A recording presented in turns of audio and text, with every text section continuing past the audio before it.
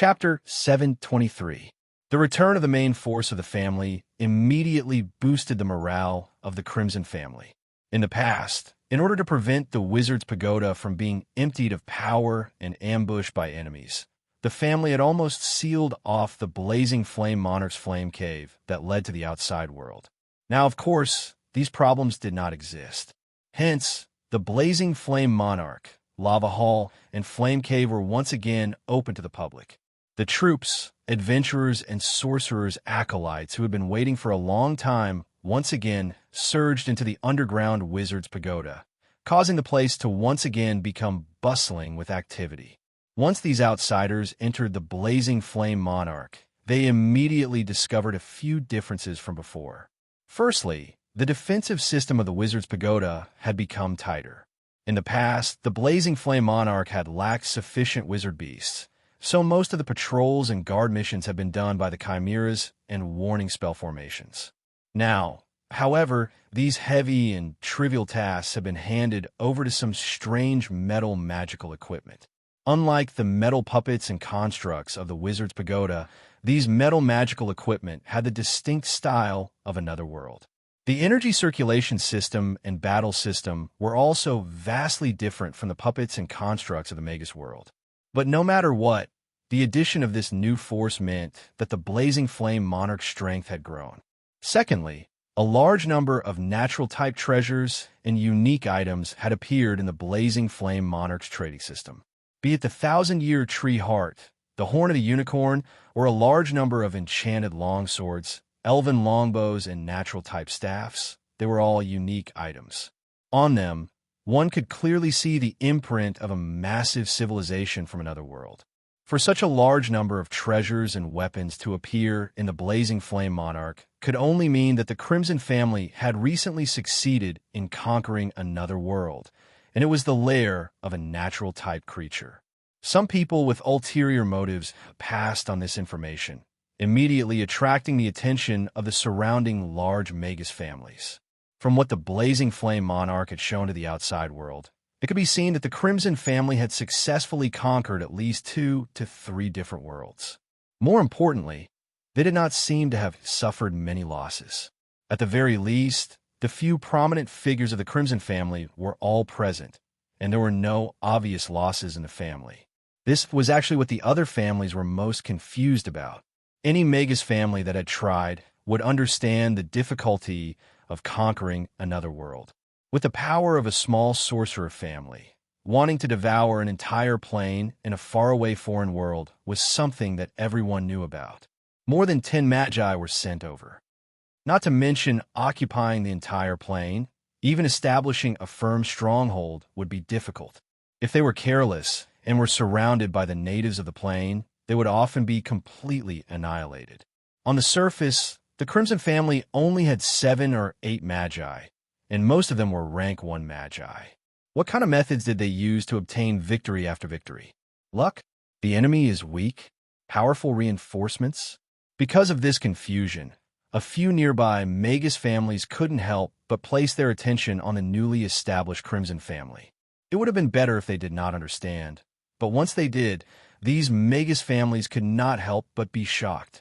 They did not know when it started, but the Crimson family, which had always been weak in their hearts, actually had 9 rank 2 magi.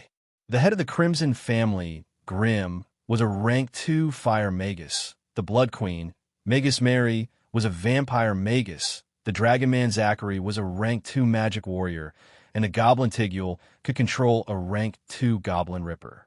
Apart from them, the Crimson family suddenly had 2 rank 2 Blood Knights and 3 rank 2 Blood Elves. Although these strange magical creatures could not compare to orthodox Tier 2 sorcerers, they were still a terrifying force when they gathered together. Compared to the rank 2 magi, the Crimson family had fewer rank 1 magi.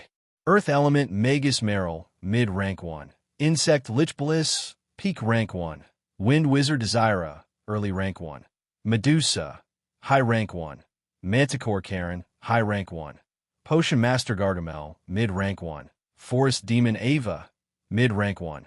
Nature Element Magus Amelia, early rank 1. Goblin Cabby, early rank 1. Old Fox Venlier, mid rank 1. 6 blood elves, early rank 1. In any magus family, the number of rank 1 magi was the highest, while the number of rank 2 magi who were the main fighting force was much lower. But this did not seem to be the case in the Crimson family. The number of rank 2 members in the Crimson family seemed to be slightly higher than the number of rank 1 members. This was simply too inconceivable. Also, most magus families would desperately expand their territory, using wizards' pagodas, resource points, family castles, and other facilities to control more people and land. Only then would they be able to discover more students with talent, and then establish a complete and systematic system to nurture magi.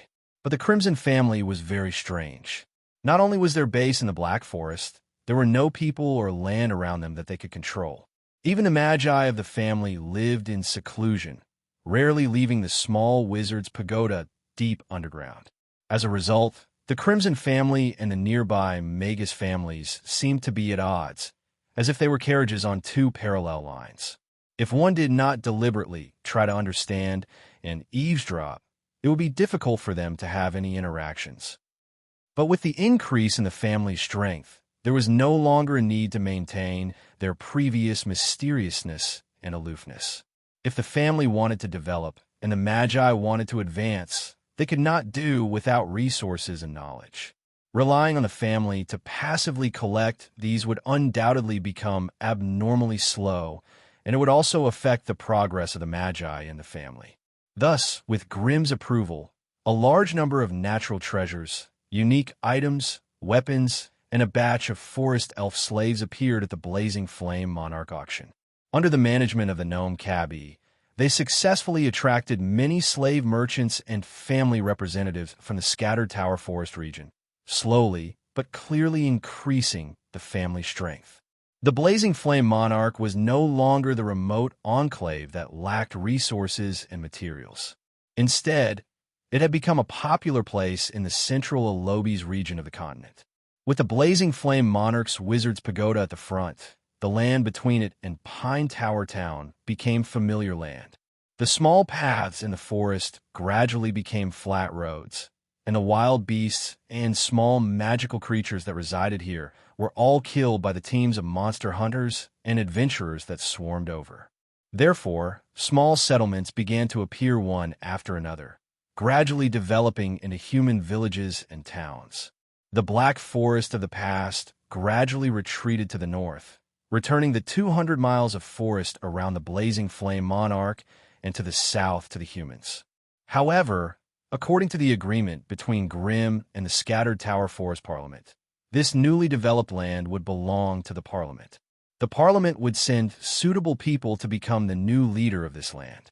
While the Magi of the Crimson family were dissatisfied with this, none of them dared to speak out in public due to the reputation of the Scattered Tower Forest Society. Deep in winter, an exquisite noble's carriage traveled slowly on the road in the forest. The last ray of sunlight at the end of the horizon sank into the dark sea of trees, causing the forest road to become increasingly dark and sinister.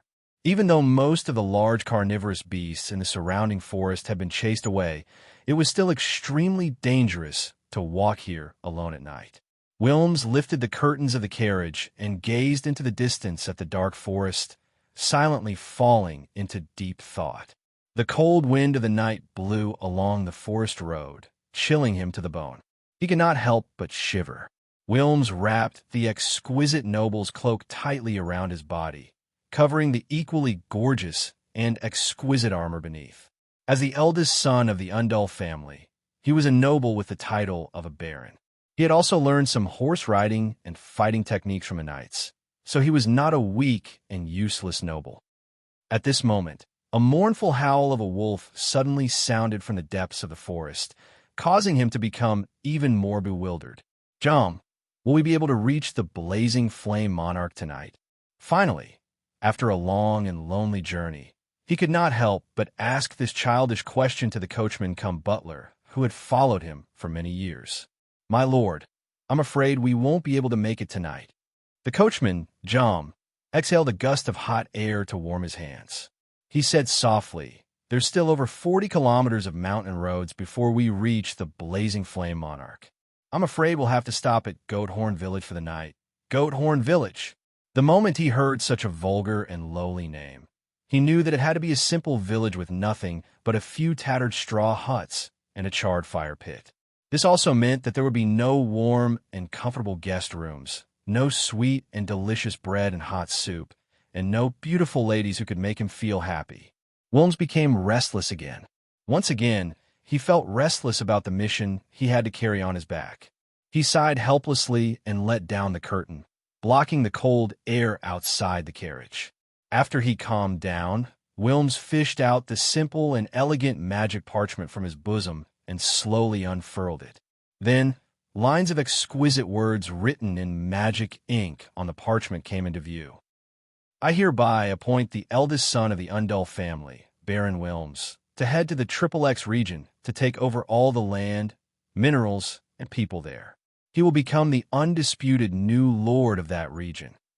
At the end of the parchment was the unique magic seal of the Scattered Pagoda Union and the spell imprints of the two elders.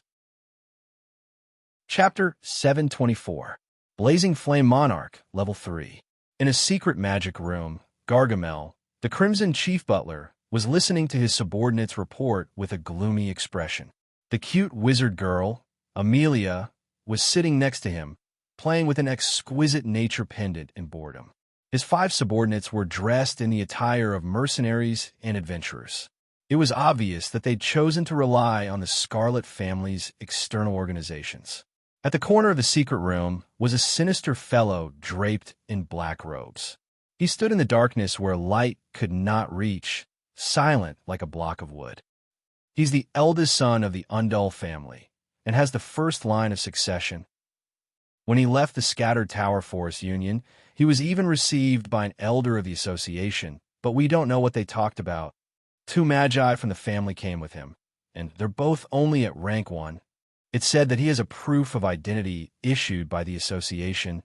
He's currently hurrying to the Blazing Flame Monarch and might be staying the night in Goat Horn Village. The subordinates spoke one after another, all the information revolving around the new leader of the association who was about to take up his post. As the human settlement slowly took shape, the honeymoon period between the Blazing Flame Monarch and the Scattered Tower Forest Union officially came to an end. For a long time to come, the Scattered Tower Forest Union would choose to bully the Blazing Flame Monarch, forcing them to obediently join the association and become a member. This was obviously not in line with the development plan set by the family leader, Grimm. Of course, it was unlikely that a lame provocation would happen. However, once the new leader took up his post and maintained hostility towards the Blazing Flame Monarch, the Scarlet family's replenishment and resource transactions would be greatly affected. This was probably one of the Scattered Tower Forest Union strategies. If the Scattered Pagoda Forest Association did not choose a suitable leader, then the Crimson family, represented by the Blazing Flame Monarch, would use the advantage of the Wizard's Pagoda to extend the family's influence to every piece of land and every person in the Alobis region. From then on, any human or magical creature that wanted to live and develop here would have to listen to the Scarlet family's wishes. Without the Scarlet family's approval, it would be difficult for them to gain a foothold here. However, once the new lord dispatched by the Scattered Tower Forest Association appeared in the Alovis region, the Crimson family could only restrict their influence to a radius of 10 kilometers around the Blazing Flame Monarch. This would undoubtedly cause them to lose the forest resources close to 200 kilometers south of the Blazing Flame Monarch. Furthermore, this part of the Dark Forest had been continuously purified by the Wizard's Pagoda, and it was no longer a threat to humans. It was basically a mature land that was most suitable for development. It was a huge loss to the Crimson family to just throw it away. Furthermore, the Blazing Flame Monarch had ventured deep into the Dark Forest, and the territory behind her didn't belong to her. Instead, it belonged to a human noble who held deep enmity towards her. This would undoubtedly make the Crimson family very uncomfortable. They used a human noble to block the Crimson family's only path to the outside world, using this method to slowly torture this new Magus family. If the Crimson family couldn't take it anymore and chose to retaliate, then the Scattered Tower Forest Association hidden behind the scenes would jump out as a peacemaker. Of course, no matter how they mediated, the final result would not be beneficial to the Crimson family. Anyway, there were plenty of human nobles. The Crimson family could kill them all they wanted. After killing them, the Crimson family would probably have to pay an unimaginably high price. Thus, as an obstacle sent by the Scattered Tower Forest Association to pressure the Crimson family, this new leader was undoubtedly extremely pitiful. He was destined to pay with his life in order to obtain some benefits for the Scattered Tower Forest Association that they couldn't obtain on the surface. Thus, the Crimson family that had received the news beforehand were filled with hatred and disgust towards the arrival of this new leader. However, this pitiful fellow was just a random bait that the other party had thrown out. Killing him would only allow the Scattered Tower Forest Association to find a suitable entry point in the Alobis region. If they really allowed the Scattered Tower Forest Association to extend their dark hands into this region, it would undoubtedly be detrimental to the Crimson family's long-term development. Thus, even if the new leader was just an ordinary noble, Gargamel still had to treat him with caution as the great manager of the Crimson family. "Father, if you don't like that human leader, I can just kill him. Why are you so troubled?" Amelia, who was sitting at the side, asked, confused. She looked like a 15 or 16-year-old human girl, but she didn't seem nervous or cautious when she talked about killing people. It was as if she was having afternoon tea and was at ease. "He can't be killed so easily." Gargamel sighed helplessly. "Perhaps he's insignificant, but the Undull family he belongs to is a subsidiary of one of the 5 great Magus families in the Scattered Tower Forest, the Brevant family. Once the cause of death is investigated, the other party will have an excuse to extend their dark hands into our Crimson family's territory. Then we'll create some trouble for him and make it impossible for him to establish a foothold here." Amelia said disdainfully, "Those human nobles are all lazy and extravagant fellows. The environment here is so bad. Let's see how long he can last." Gargamel deeply agreed with his daughter's suggestion. The Magi were well aware of the morals of the human nobles. It was simply wishful thinking for them to start from scratch like the poor peasants. After hundreds and thousands of years of solidification, the ruling order established by the Magi could not be resisted by the peasants who did not have any extraordinary powers. Thus, as the lackeys of the Magi, the human nobles became the cream of the crop and enjoyed a luxurious life that ordinary people could not imagine. Baron Wilms, as the first in line to inherit the family, was actually sent to this place. It made people suspect that he might have become a victim of his family's infighting and was thrown out like a chess piece. There were also 2 Magi from the family who came with him, which confirmed Gargamel's suspicions. With the protection of the Magi, it was even more impossible for Wilms to die from an accident or the jaws of a wild beast in the forest. In the entire Alobis region, only the Crimson family had the power to kill him under the protection of 2 Magi. They couldn't kill him, but they couldn't allow him to do as he pleased here and reduce the Crimson family's actual control. Gargamel's brows wrinkled for a moment before he coldly smiled. "Take these. Remember, think of a way to put them in the new lord's food. 1 a day for a month." Gargamel took out a small potion bottle and threw it to one of his subordinates dressed as a thief. Seeing the other party's hesitant expression, Gargamel immediately comforted him. "Don't worry, this is not poison. As long as it's in the food, even the 2 Magi won't be able to detect anything." As for anything else, Gargamel did not say much to his subordinates. Amelia, who was at the side, sniffed a few times and quickly identified the effects of the potion based on the smell in the air. Hypnotic potion. This was a type of magic potion refined from hallucinogenic grass. Taking it once or twice would not cause any harm to the human body. Instead, it would make the person feel relaxed and unfettered. Taking it too many times would easily cause the recipient to develop a dependence on the mind and become addicted to the drug. Of course, this negligible side effect was useless to Magi, But to humans who had weaker control over their spiritual force, it was terrifying. If not for today's matter, with Gargamel's status as a potion master, it would be impossible for him to refine such a potion for a mortal. Only this kind of potion could avoid the Magi's poison detection and be successfully sent into Baron Wilm's mouth. After dealing with the matters regarding the new lord, a few of his subordinates reported the latest situation in the Black Forest to the north of the Blazing Flame Monarch's Wizard's Pagoda. According to the feedback from the troops and adventurers, a group of evil eyes had appeared near the Misty Mountains. There were about 200 of them, and they occupied an underground karst cave there, frequently coming out to harass the area. In the Crystal Canyon, they also discovered a few crystal mines of decent quality. However, there was a group of harpies gathered there. There were not many of them, only about 100 or so, but they were more than enough to deal with the average adventurer team.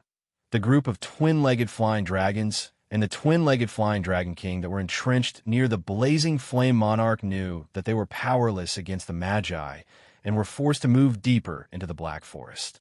After a few years of searching and scouting, the new nest of the twin-legged flying dragons was found by the adventurers. As the great supervisor of the Crimson family, Gargamel had to take care of all the trivial matters. However, there was no other way. The Crimson family was rich in combat magi, and all the magi in the family either hid in their residences or laboratories or ran around in search of necessary knowledge and resources. To be honest, there were few magi who could be as diligent and conscientious as Gargamel, spending so much time on mundane matters. Precisely because he understood that Gargamel's position was irreplaceable, even the magi of the family who were of a higher rank than him had to be polite to him, not daring to show the slightest bit of disrespect. Grimm understood the importance of Gargamel's existence, and even specially sent a group of 30 metal magic weapons to protect him. This made it so that when Gargamel went out to handle matters, he would be surrounded by a large group of metal magic weapons. It was an indescribably flashy sight. Chapter 725 Blazing Flame Monarch, Level 4. Grimm was bent over his workbench, silently scribbling something on a piece of parchment. After experiencing the war in another plane, Grimm had once again realized his lack of magic equipment. After becoming a Grade 2 Magus, he had been busy running around all day and did not have the time to collect fire elemental equipment that was suitable for his use. This had unknowingly lowered his battle prowess. Every time an elemental magus wanted to raise their rank, they had to accumulate knowledge and train their spiritual force over a long period of time. This was to allow their spiritual force and physical body to be in sync. This was the only way they could unleash their battle prowess to the fullest. However, the amount of time needed to achieve this was so long that it could cause one to collapse. Hence, many magi could only place their hopes on gathering suitable magic equipment in order to greatly increase their strength in a short period of time. A suitable magic equipment could often multiply a magus battle prowess. Many combat magi who obtained a suitable magic equipment would even slightly adjust their techniques in order to unleash the power of the magic equipment to a greater extent, increasing their compatibility with the magic equipment. In the past, Grimm and the others had mainly fought against the natives of other planes, so they did not have a deep understanding of this. However, once the focus of the family was shifted back to the Magus world, with Grimm's current equipment grade, it would not be as easy for him to gain an advantage against magi of the same rank.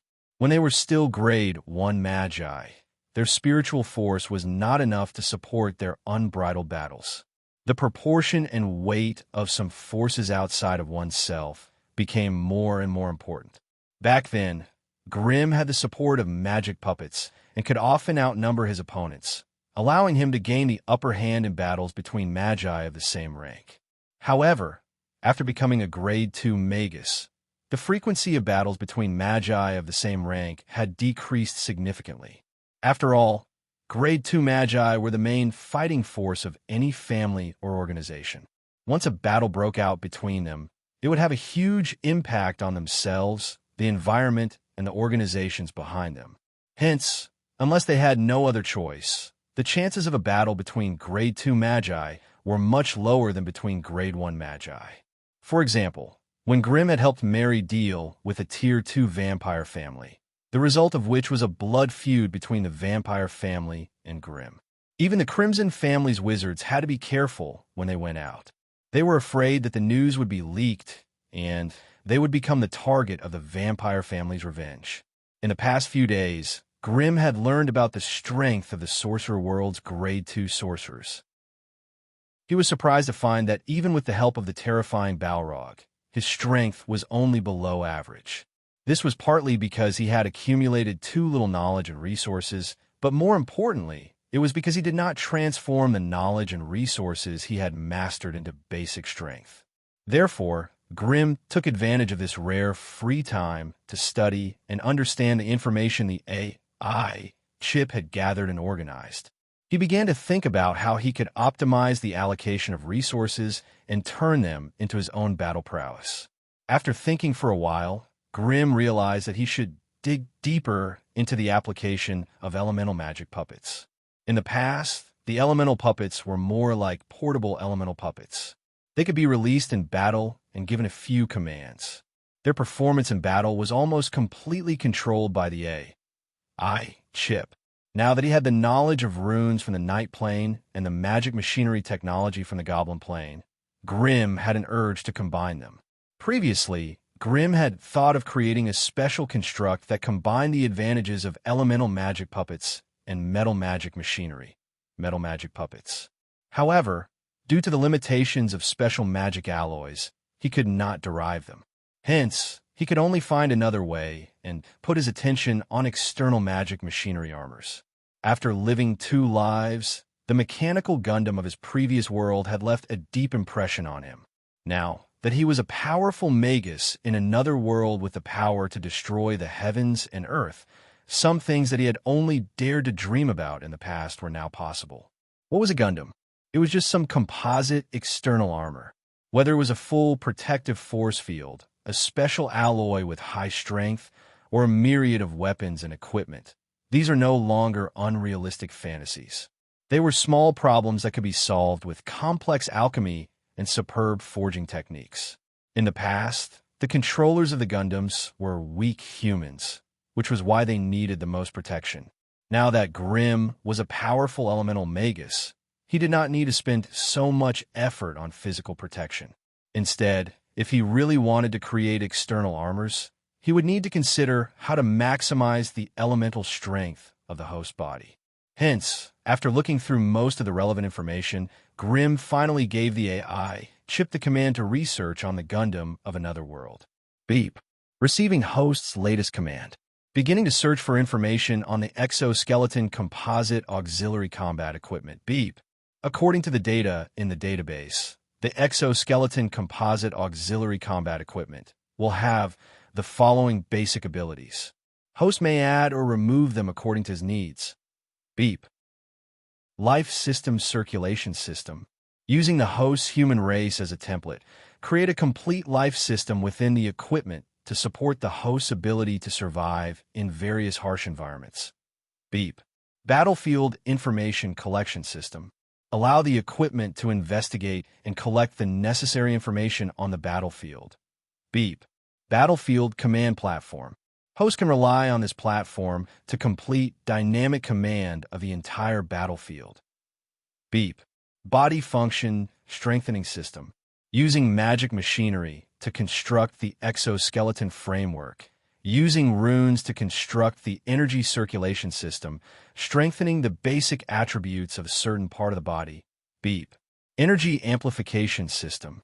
Using magic abilities to amplify the power of the foreign world, increasing the strength of the host's energy attacks. A series of beeping sounds reverberated in Grimm's mind.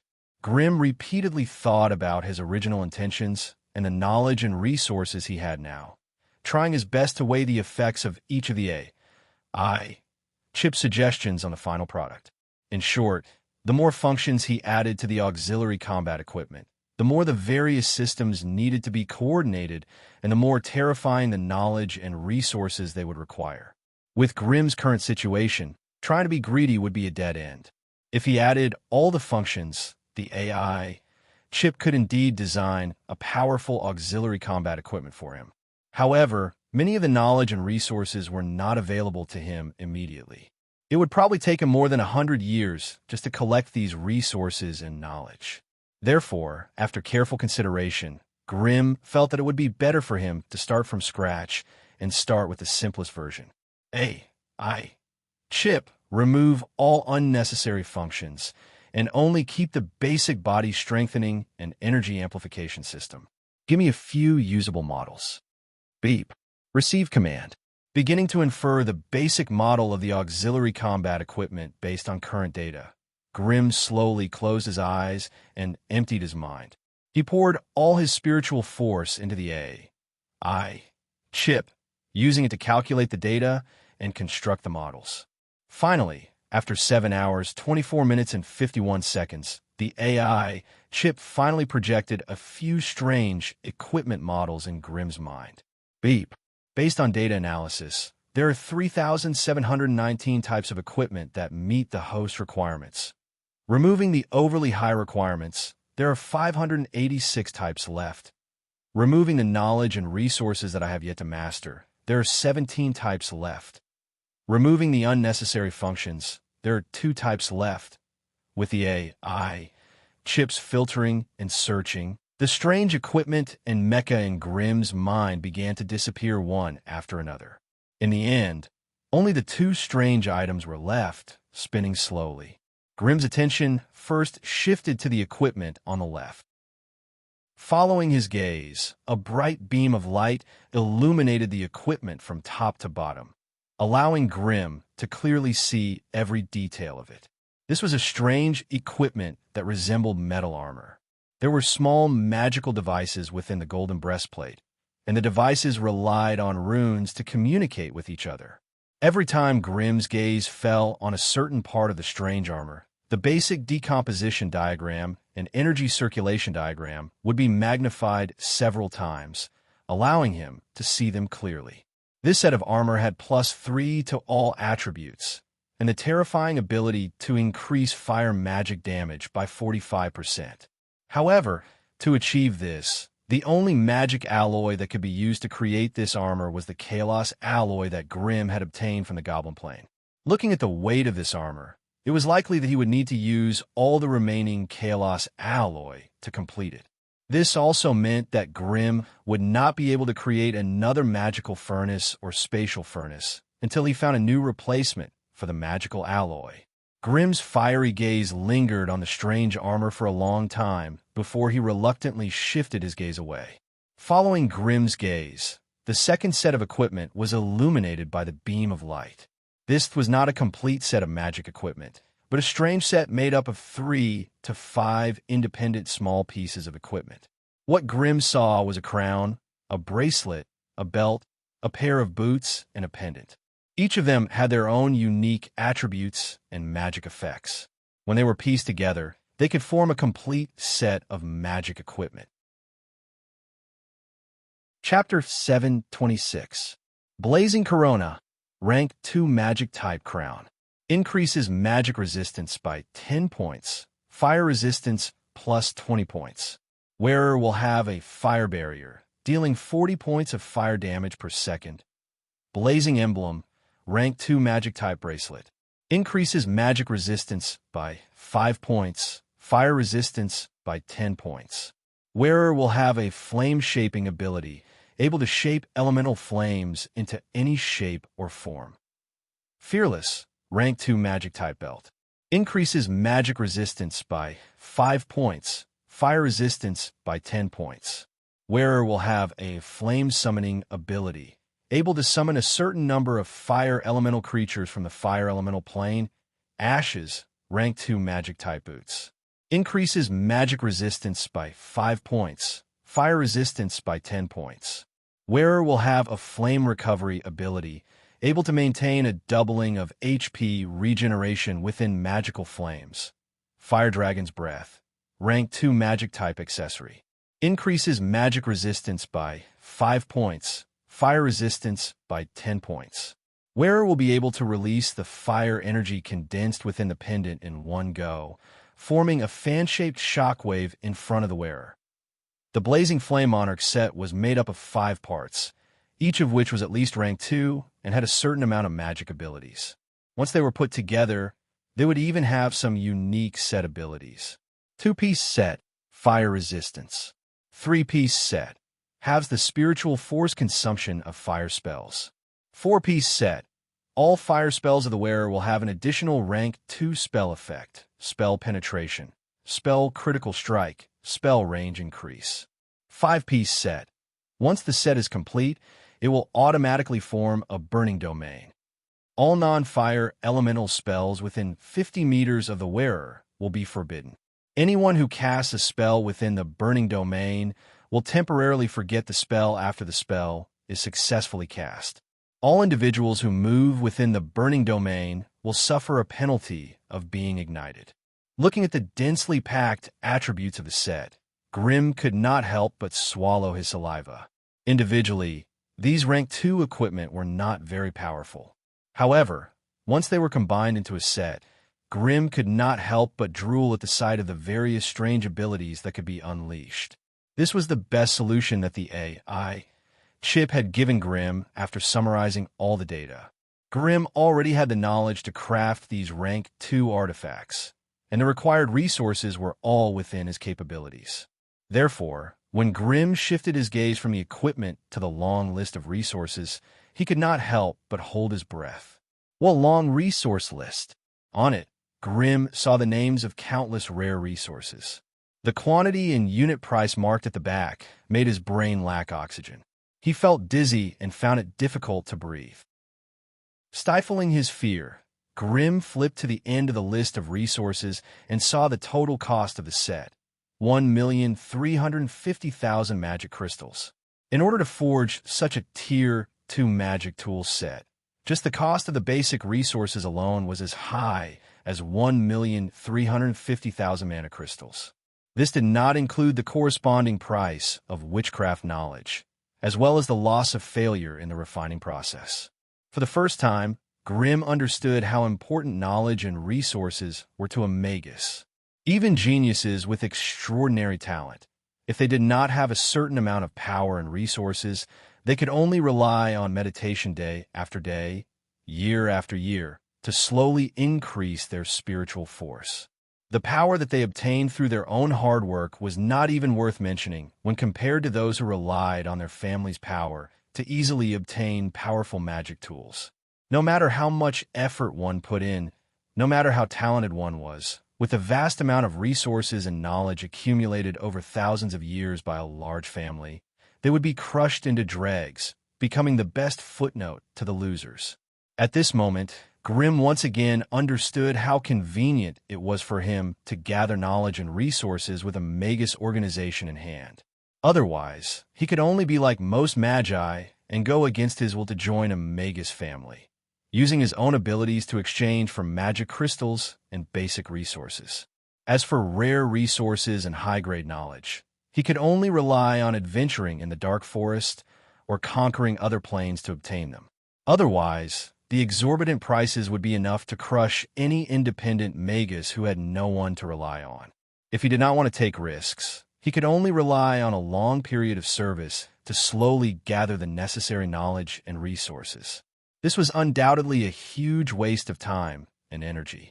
Hence, looking at the basic models of the magic tools that the AI chip had calculated based on the data, Grimm did not see individual magic tools, but a mountain of magic crystals that he could not climb.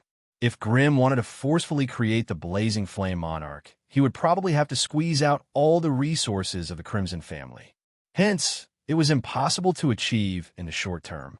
The only realistic option was to choose 1 or 2 parts of the magic tool set and create them first to increase his own battle prowess. Then, when the family's financial situation was better, he would create the rest of the parts. How should he choose? Grimm's burning gaze wandered around the 5 magic tools, gritting his teeth as he considered his choice. In comparison, the burning corona had the highest resistance amongst the 5 pieces, and it was obviously the core equipment of the set.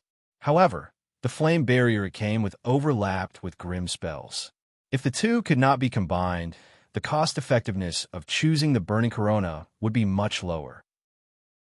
As for the fearless belt, its most obvious ability was to summon a group of fire creatures. However, this ability could be replaced by an elemental puppet, so it could not complement Grimm's current abilities. Excluding these two, the remaining items were much easier to choose. Grimm only needed to choose between the Flame Emblem Armband, the Ash Leather Boots, and the Fire Dragon's Breath Pendant. After pondering for a long time, Grimm finally made up his mind and chose the Flame Emblem Armband and the Ash Leather Boots. He had already grasped quite a number of offensive spells, and a free rank 2 Dragon's Breath spell was not enough to pique his interest. Instead, the strange abilities of the 2 magic tools made him look forward to them. To create the Flame Emblem and the Ash Leather Boots, he estimated that they would cost 460,000 magic crystals. He also needed to purchase some Fire Dragon skin, top-grade fire agate, and a special magical metal called Fire-Loathing Iron. Grimm did not lack top-grade fire agate. He had plundered it from the rank 2 Green Dragon Augu's lair in the Faern Plain. The Fire-Loathing Iron, on the other hand, was more troublesome. It was a special magical material produced from the depths of volcanoes and soaked in the blood of fire-type creatures for a long time. As it was difficult to produce in the natural world, it could only be found in the laboratories of high-ranked alchemists. Hence, if Grimm needed it, he could only send people to the various large factions in the Forest of Towers to purchase it. Of course, he could also purchase it from the Silver Alliance's trading or auction houses in the central part of the continent. However, the price was proportional to its rarity. As for the last item, the Fire Dragon skin, it was the most troublesome for Grimm. It was already difficult to find large dragons in the Magus world, not to mention pure-blooded fire dragons. Since he wanted to create a rank 2 magic tool, the Fire Dragon skin was the most suitable. However, even if Grimm mobilized all the rank 2 magi in his family, he might not be able to deal with a rank 2 fire dragon. After all, dragons were widely acknowledged to be powerful, and it would not be a problem for them to take on multiple of them. Furthermore, if they could not win, the dragons were not stupid. They would flap their wings and fly away, and it would be extremely difficult for Grimm and the others to stop them. In the Crimson family, the only ones who could face a rank 2 fire dragon head-on were Draconian Zacha and Tigula's Goblin Ripper. However, Draconian Zacha was a half-blood draconian and was naturally affected by the might of dragons. If he were to face a rank 2 dragon head-on, Zacha's legs would probably turn to jelly before the fight even started. This was not because he was not brave enough, but because his half-dragon bloodline was naturally restrained by dragons. As for the other meat shield, the Goblin Ripper, its heavy metal body could move nimbly on the ground, but when it flew into the sky, it was no different from a clumsy bear. If it flew into the sky to intercept a dragon, the scene would definitely be hilarious. In the Crimson family, the only ones who could match the dragons in speed and flight were Mary and the Blood Knights and Blood Elves she had formed. However, these fellows were all fake rank 2 creatures. They had the stats of a rank 2 creature, but did not have much combat power. In addition, vampires had a natural flaw that was hard to make up for, and that was their fragile skin and weak blood. If they met such powerful magic creatures, a large dragon's breath would be enough to wipe them out in an instant.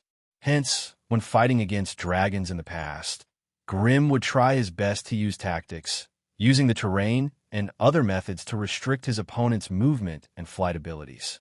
Then, he would use speed to fight speed and defeat his opponent in a short period of time before they could react. Otherwise, when his opponent realized what was going on, they would make use of the dragon's thick skin and long blood to engage in guerrilla warfare with the Crimson Magi. At that time, the ones who would be killed would not be the dragons, but Grimm and the others. Due to these difficulties, if it were any other Magus, they would probably choose something with properties similar to the dragon's skin. For example, the skin of a ground fire lizard or a flame bird. However, it just so happened that Grimm had the Lance Plane. Since there was a female fire dragon like the rank 3 Apocalypse star Philibba, it should not be a problem for him to find a suitable rank 2 fire dragon.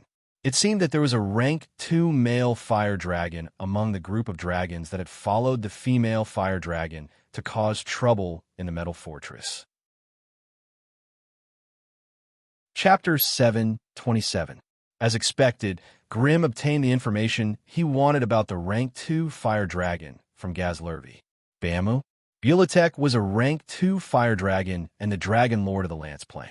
Its territory was located in the Burning Steppes, 30,000 kilometers away from the Stoneclaw Mountains where the Metal Fortress was located. Truthfully, if not for Feliba's warm invitation, Grimm's influence wouldn't have spread so far in another 3 to 5 years. He wouldn't have been able to meet this tier 2 male fire dragon so soon. Now that he had a clear goal, Grimm did not hesitate any longer and ordered Gazlervi to quickly gather information on Bamu.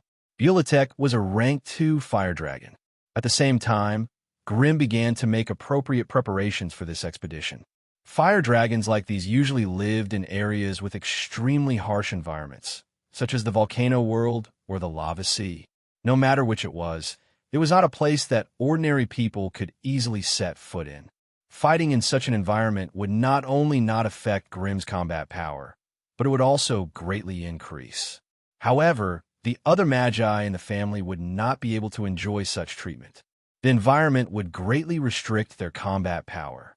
In order not to affect the magi in the family, they had to prepare fire resistance equipment, magic resistance potions, appropriate health potions, and healing wands in advance. Of course, if they could obtain the map of the rank 2 fire dragon's lair, they would have more confidence in the battle. Grimm handed this task to the old fox, Vinlier, and the 2 blood knights. They set off from the Metal Fortress and sneaked all the way to the territory of the rank 2 fire dragon. They would then think of a way to capture the dragonoid guards and interrogate them for the map of the fire dragon's underground palace. The task of collecting fire resistance equipment was handed over to the goblin cabbie. As the future head of the Crimson family's finance department, it was his responsibility to take care of such a small matter. As for the related magic potions, they were all handed over to Gargamel. Gargamel's profession was an apothecary. As long as he had enough ingredients, it would not be a problem to satisfy the Crimson family's needs. The new rank 2 blood elves in the family had just switched from Logia to blood elves and were still in the process of familiarizing themselves with their abilities. Hence, they did not participate in this expedition. Otherwise, they would definitely suffer heavy casualties. Apart from making some internal preparations, Grimm was also trying his best to rope in some external help. Unfortunately, the Tier 3 Thunder Dragon, Arms, had no interest in killing its own kind, rejecting Grimm's invitation without hesitation. However, Grimm secretly guessed that the reason why they were not interested was purely because both Emerald Dragons and Emerald Dragons belonged to the Logia Forest Dragon race. They did not like to stay in a place with only fiery red stones and no green at all. In this way, even if it helped Grimm conquer the Burning Steppes and Scorching Canyon, all the spoils and territories would belong to the wizard. Although this speculation was a little malicious, it was not the correct answer based on Grimm's understanding of arms. After cutting off the support from the dragons, Grimm could only place his hope on the dragon-devouring assassin, Ollie. After promising to kill the fire dragon, the wizards would only take the dragon skin and the dragon crystal. The dragon-eater female assassin happily accepted Grimm's invitation and hurried to the Metal Fortress. While Grimm and the rest of the Crimson Sorcerers were away from Lance, Ollie did not stay idle. She spent almost every day roaming around the Dragon Lord's nests. As soon as she met Grimm, she strongly requested to exchange this information for the dragon crystal of the Tier 2 Fire Dragon. After all, to Ollie, devouring a dragon of the same rank was the most effective way to increase her strength. Without the crucial dragon crystal, the evolution of a dragon devourer's profession would be greatly reduced. Using a bunch of useless information to exchange for a Grade 2 dragon crystal, Grimm was almost amused by Olina's wishful thinking. It could not be helped. Ollie had spent many years in the wilderness and had little contact with the outside world.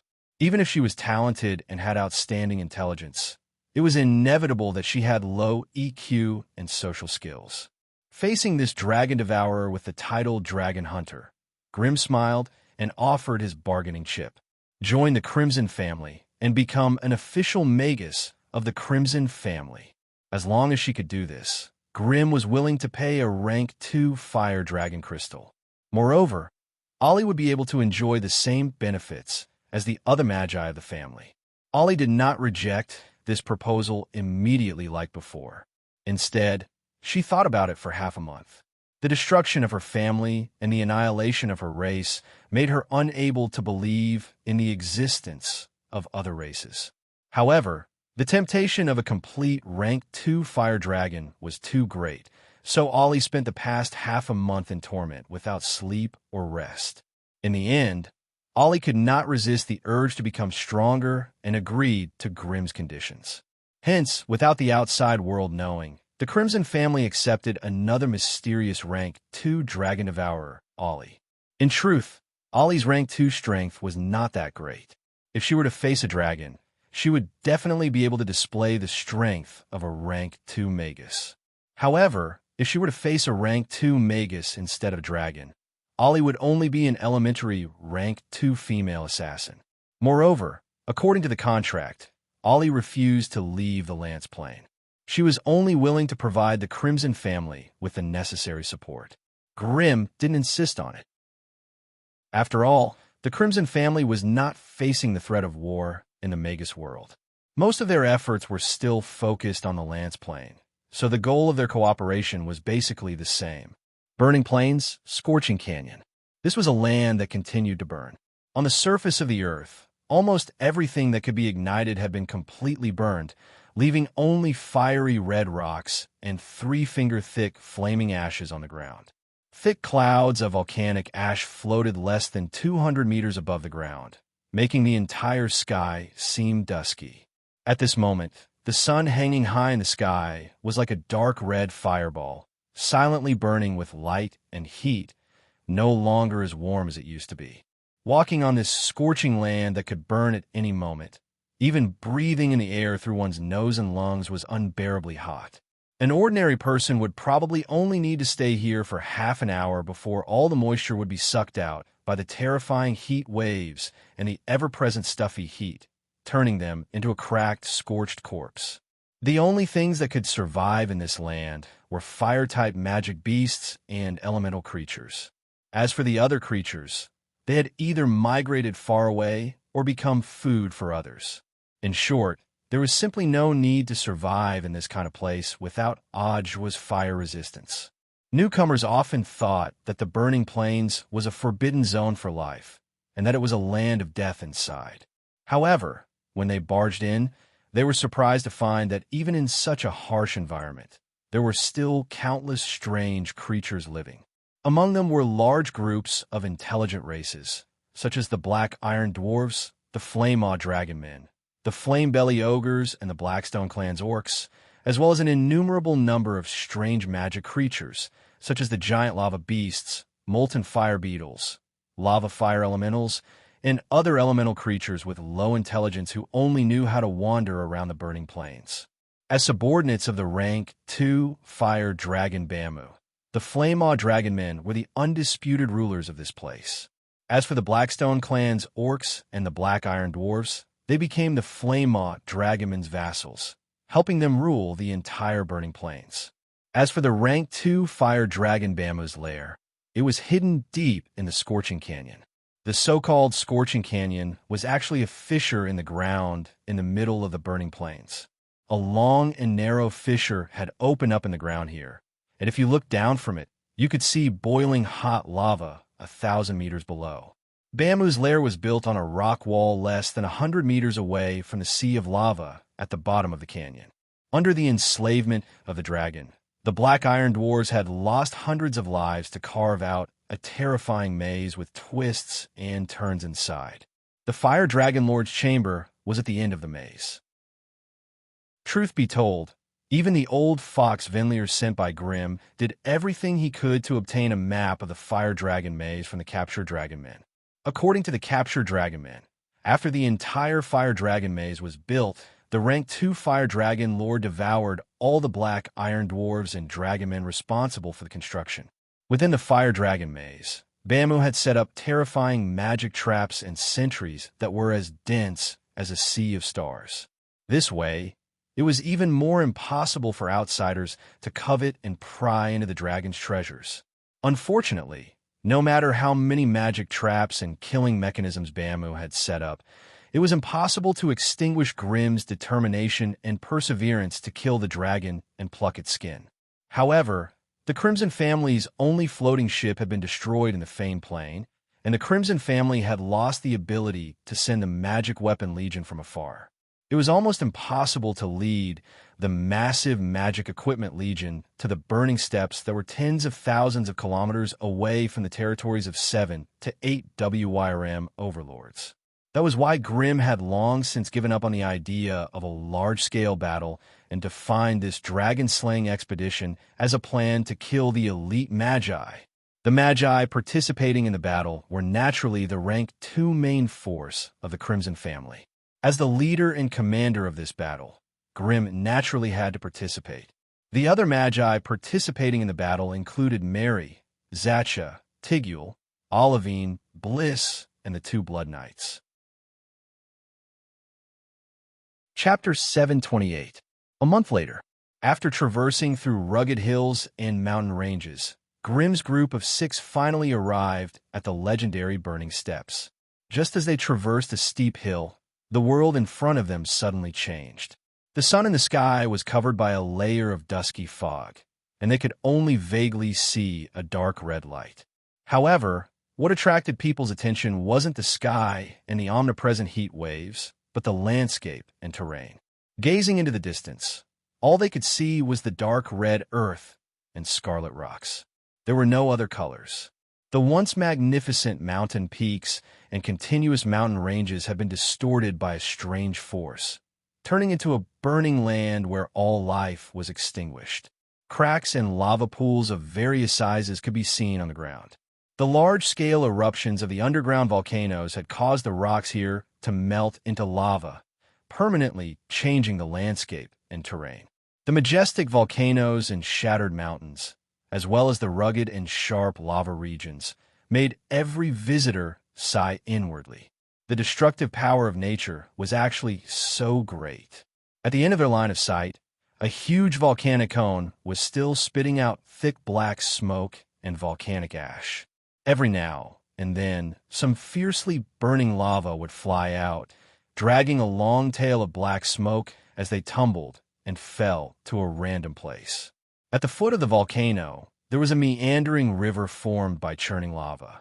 Along the way, they could see the figures of many strange elemental creatures playing around.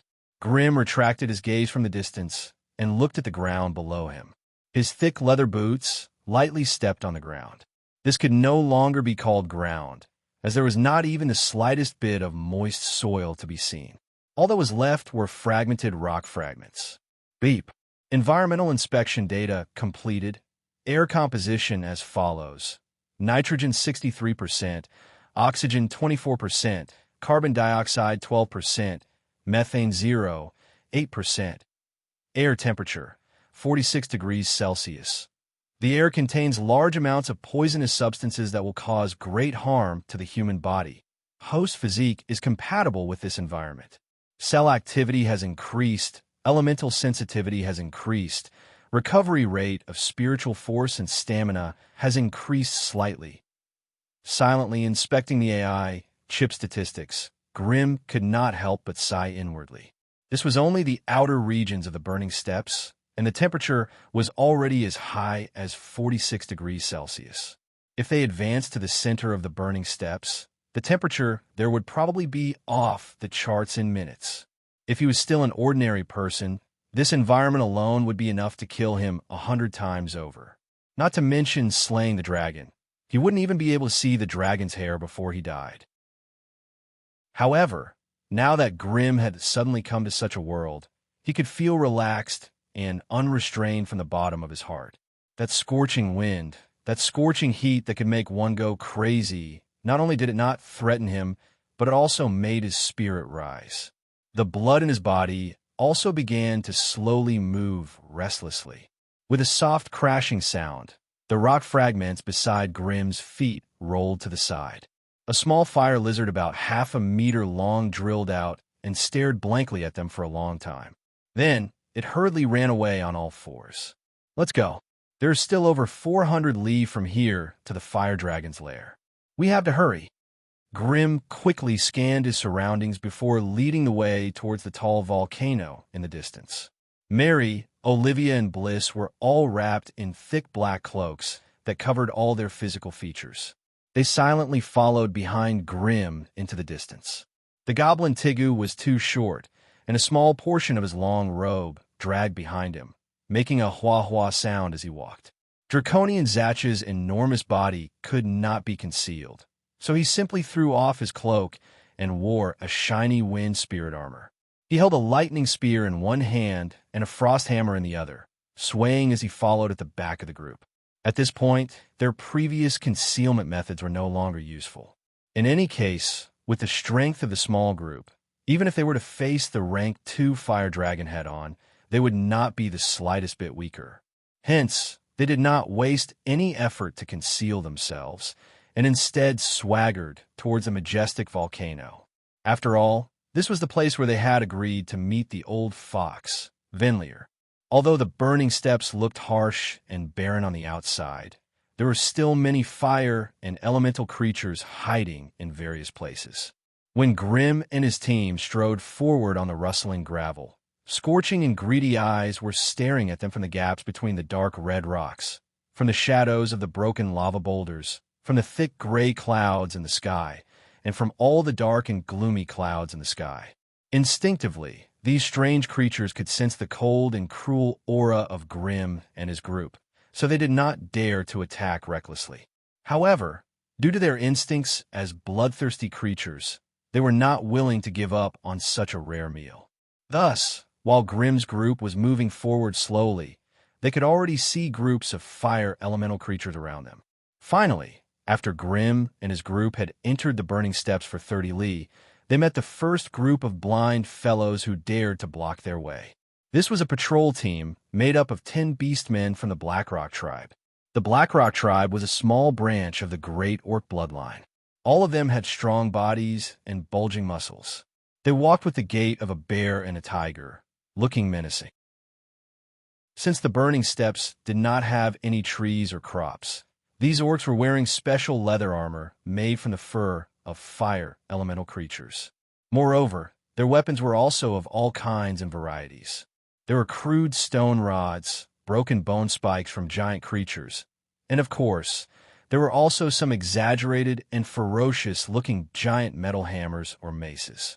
Each orc warrior was more than 2 meters tall and had a round waist. Their bodies were filled with muscles that were as hard as iron. It had a huge mouth full of fangs, and a strange rune pattern was painted on its face with red paint. Its huge nose ring vibrated as it panted heavily. The leader of the orcs smashed the heavy metal hammer in his hand in front of Grimm and his group, blocking their way. Its ferocious eyes quickly scanned the oddly shaped party, and finally landed on the tall draconid at the back of the party. "Hey, big guy, which lord are you serving? Why did you come to our territory?" The leader of the orcs spoke in the typical orc language. Of course, there were some strange dragon words mixed in, which made it sound very awkward. However, Grimm and his group did not care. Instead, they stared at the orcs coldly through the shadows of their hoods, as if they were looking at dead people.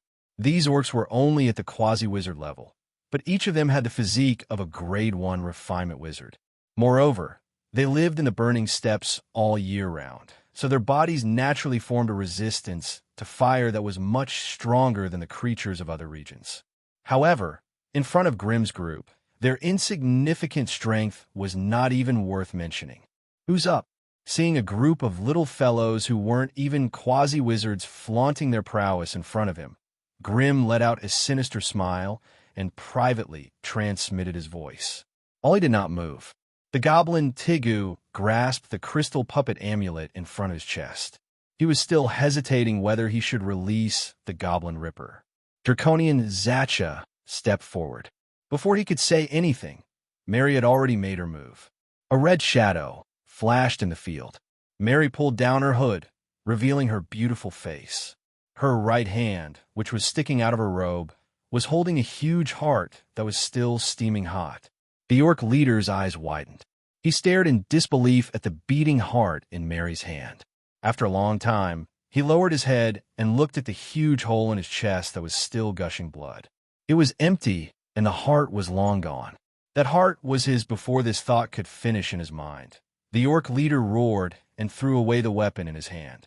His powerless body fell heavily to the ground. Mary raised the orc heart, raised her neck, and took a big gulp as if she was drinking wine. She then spat a few times and threw the heart far away. The blood of these orcs is so smelly. Damn it! Mary's bloody eyes flashed fiercely. Bliss, I'll leave these guys to you. The black-robed insect shaman, Bliss, responded. He took a step forward and waved his wide robe sleeve. A large swarm of black insects swarmed out and turned into 10 sharp black arrows in the air. They shot towards each orc in the field. Seeing this, the orc warriors roared and raised their weapons, smashing the black arrows into smithereens. However, the black powder then abruptly dispersed to form balls of black insects that pounced toward the orc's face and body. Almost instantly, the 9 orc warriors and the orc leader who had fallen to the ground were completely overturned by a layer of wriggling black beetles. The orc warriors threw away their weapons and used their huge fists and fan-like palms to slap the insects on their bodies. With muffled bangs, many of the black beetles were smashed into smelly, bloody paste. However, even more beetles burrowed into the orcs' bodies through their eyes, ears, mouths, and noses, as well as some of the wounds that they had bitten open. Amidst the mournful howls and roars of the orc warriors, the impenetrable black swarm swallowed them whole. Although they had seen such a scene many times, it was still difficult for them to get used to it. Killing was the nature of magi, and they did not reject it. However, making the massacre battlefield so bloody and cruel was not something that all magi could accept. This was especially true for the goblin, Tigul. He felt a wave of discomfort in his stomach and frowned. Chapter 729. Following the annihilation of the orc squad, the fire elemental magical beasts that had been patrolling the perimeter also disappeared without a trace. Although their intelligence was dim, their instincts towards danger were abnormally sharp. Once they sensed that Grimm's group was extremely dangerous, they immediately scattered and hid in their nests. Grimm and the others did not want to get entangled with these mindless creatures. After intimidating the enemies, they continued towards the foot of the volcano. With the physique of a magus, it was not difficult for them to run 100 miles in one go. Finally, at sunset, Grimm's group arrived at the foot of the tall volcano. At this point, the temperature of the air was shockingly high. The Magi had no choice but to release the elemental particles in their bodies to neutralize the overly active fire elements around them. Otherwise, even their cloaks and cloaks would not be able to withstand the shocking heat and would spontaneously combust. At the foot of the volcano, the thick sulfuric smell in the air was so piercing that it made their heads hurt. Apart from Grimm, who could easily withstand it, the others had no choice but to put up an elemental barrier to maintain the cycle of life. The Magi could still rely on their spells to protect themselves, but Dragonman Zacha and Goblin Tygol could not. Dragonman Zacha was slightly better off. His high vitality of 24 allowed him to withstand an environment 10 times harsher than the one he was currently in. Apart from being a little disgusted by the hot and humid environment, this little setback was not enough to put this Grade 2 Dragonman down. However, Goblin Tygol could not take it. Although the Goblin Ripper gave him Grade 2 combat strength, his own strength was only at the middle of Grade 1. In this environment, Magi could rely on their spells to survive, Dragonmen could rely on their super high vitality, but Tygol, a mere Grade 1 goblin, could only gasp for breath as flames spewed out of his mouth and nose. In this place, there was no way to lock in the moisture in one's body. Just the sweat alone could kill one. The part of Tygol's robe that was dragged along the scorching ground began to show signs of drying up. However, in the next moment, a barrier of flames enveloped the goblin, pushing the scorching air out of his body. Tygol immediately felt much more relaxed. After all, he had grade 1 strength, and his vitality was much stronger than a normal person's. It was only because it lacked the necessary fire resistance that it performed so poorly. Unravel volcano was one of the more famous active volcanoes on the burning plains. It was shrouded in smoke and fire all day long. Standing at the foot of the mountain, one could hear the rumbling of the surging torrents in the belly of the mountain, even though they were separated by a thick layer of mountain. A terrifying stream of lava more than 10 meters wide meandered around the foot of the mountain. Wherever it passed, hundreds of lava lakes and ponds of different sizes were formed. Naturally, this place became the place with the densest concentration of fire elements. Most of these fire elementals were low-level elemental creatures with little intelligence. They just instinctively gathered in this area where the fire elementals were concentrated. They had been living here for a long time and had treated this active volcano as their home, not allowing outsiders to trespass easily. Therefore, as soon as Grim and the others approached the foot of the mountain, a dozen fire spirits jumped out of the lava pool nearby, each taller than a grown man and covered in raging flames. As soon as the fire spirit rushed out of the lava pool, it yelled at Grim and the others. However, no one present could understand this strange fire elemental language. Seeing that Grim and the others had no intention of retreating, the fire spirits raised their flaming arms angrily. Elemental fireballs smashed towards them like meteors. You're asking for it. A fireball landed directly in front of Mary. The explosion of the fireball lifted up a corner of her robe and blew Mary's red hair back high into the air. Such a display of strength had undoubtedly enraged Mary. Another red figure flashed past. When Mary's pretty figure returned to her original place again, the group of fire spirits 30 meters away exploded into a pile of fire debris while shouting. Just a moment ago, Mary had relied on her super high agility to pierce through the fire cores in their bodies at lightning speed, resulting in such a beautiful scene. However, just as the fire spirits exploded into fireworks, Mary suddenly screamed. She held her right hand and screamed angrily. "I'm going to kill these bastards. I'm going to kill these bastards. They scorched my newly painted nails." Hearing this, Grim sighed helplessly at the side.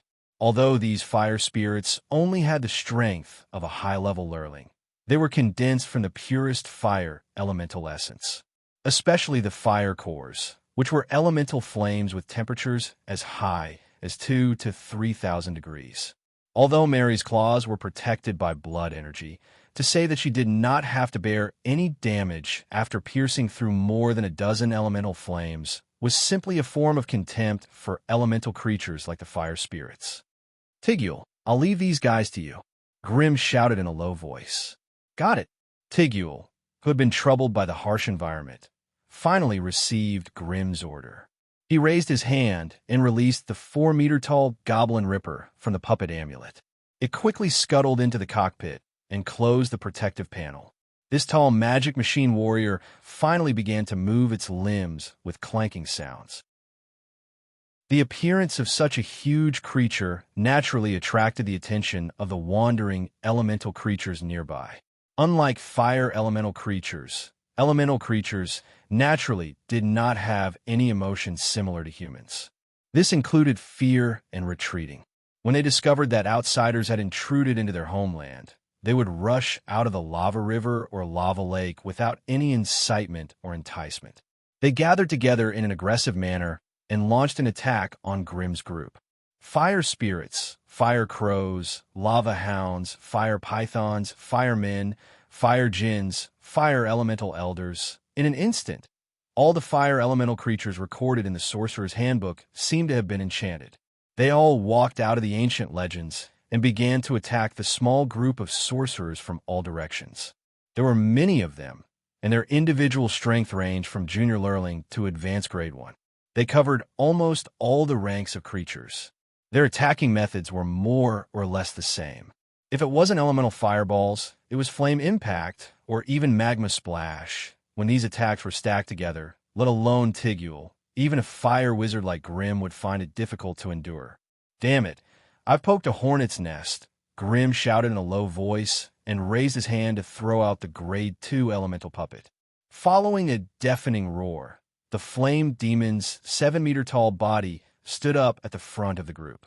Its body was surrounded by flames that soared into the sky. Its entire body was filled with surging lava and scorching red lava. Fight! Destroy!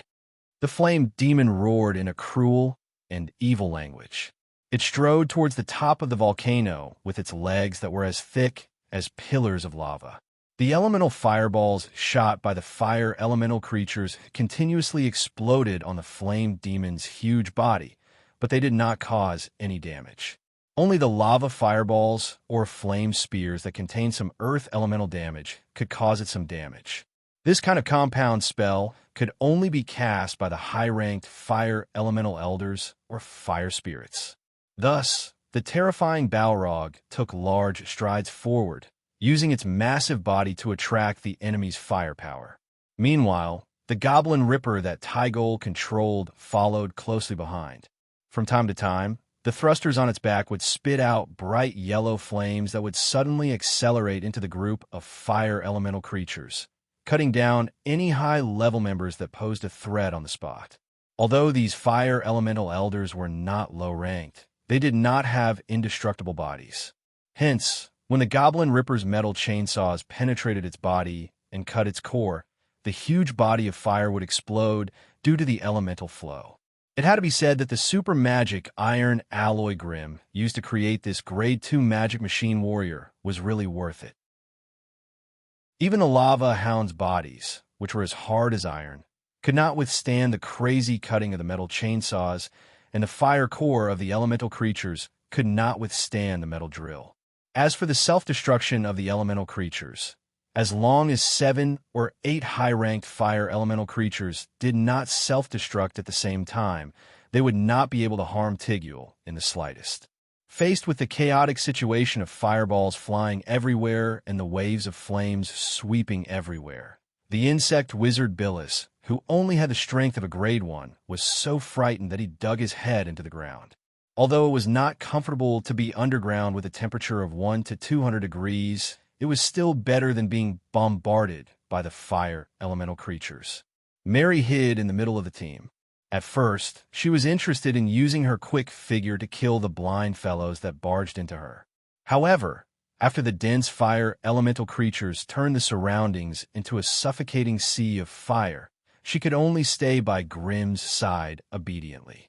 She took out the blood-red longbow that had been abandoned for a long time and began to increase her proficiency. The tall dragonman Zacha followed closely behind Grimm, shielding him from the attacks coming from behind. The elemental fireballs that flew through the air were pierced by the lightning spears, and the scorching heat waves were nothing more than a gust of hot wind to Zachary, unable to harm his sturdy body. The group killed as they charged, and in an instant, they broke through the fire elemental creatures' encirclement and rushed up the Ongoro volcano. It had to be said that the deception orb that Mary sold to Olivia was indeed miraculous. Olivia was clearly in Grimm's team, but none of the fire elemental attacks were aimed at her. Hence, she leisurely followed in the middle of the team. Apart from dodging the stray bullets occasionally, she was the most relaxed and contented person in the team. When Grimm and the others rushed up the volcano, the swarm of fire elemental creatures stayed at the foot of the volcano and watched them leave, but they did not rush up. Chapter 730. No matter what world it was, the best places could only be occupied by the most powerful. This rule was the same throughout the world. After stepping onto the Ongoro volcano that was densely covered in lava, Grimm's group encountered a strange species the most, the fire-belly ogres. Seriously speaking, this was a type of powerful monster with high fire resistance and could use fire spells. In addition to swift fire spells, these fire-bellied ogres also had sturdy bodies. when they wielded their lava staves and engaged in close combat. Even the Blackrock tribe's beastmen would not be able to withstand their ferocious attacks. Perhaps it was because they had lived in the volcanic caves for many years, but these fire-belly ogres were all fat and strong. Their skin was dark red, and it was as hard as the lava here. What was even more annoying was that their intelligence was not low, to the point where they could tame some lava hounds and giant lava beasts as servants.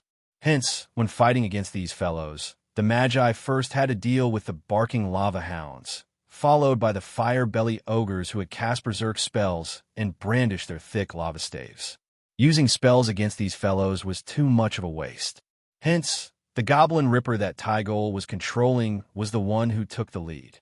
Its body was made of Kaira's magic alloy, and even after being hit by a dozen fireballs, it was not damaged at all.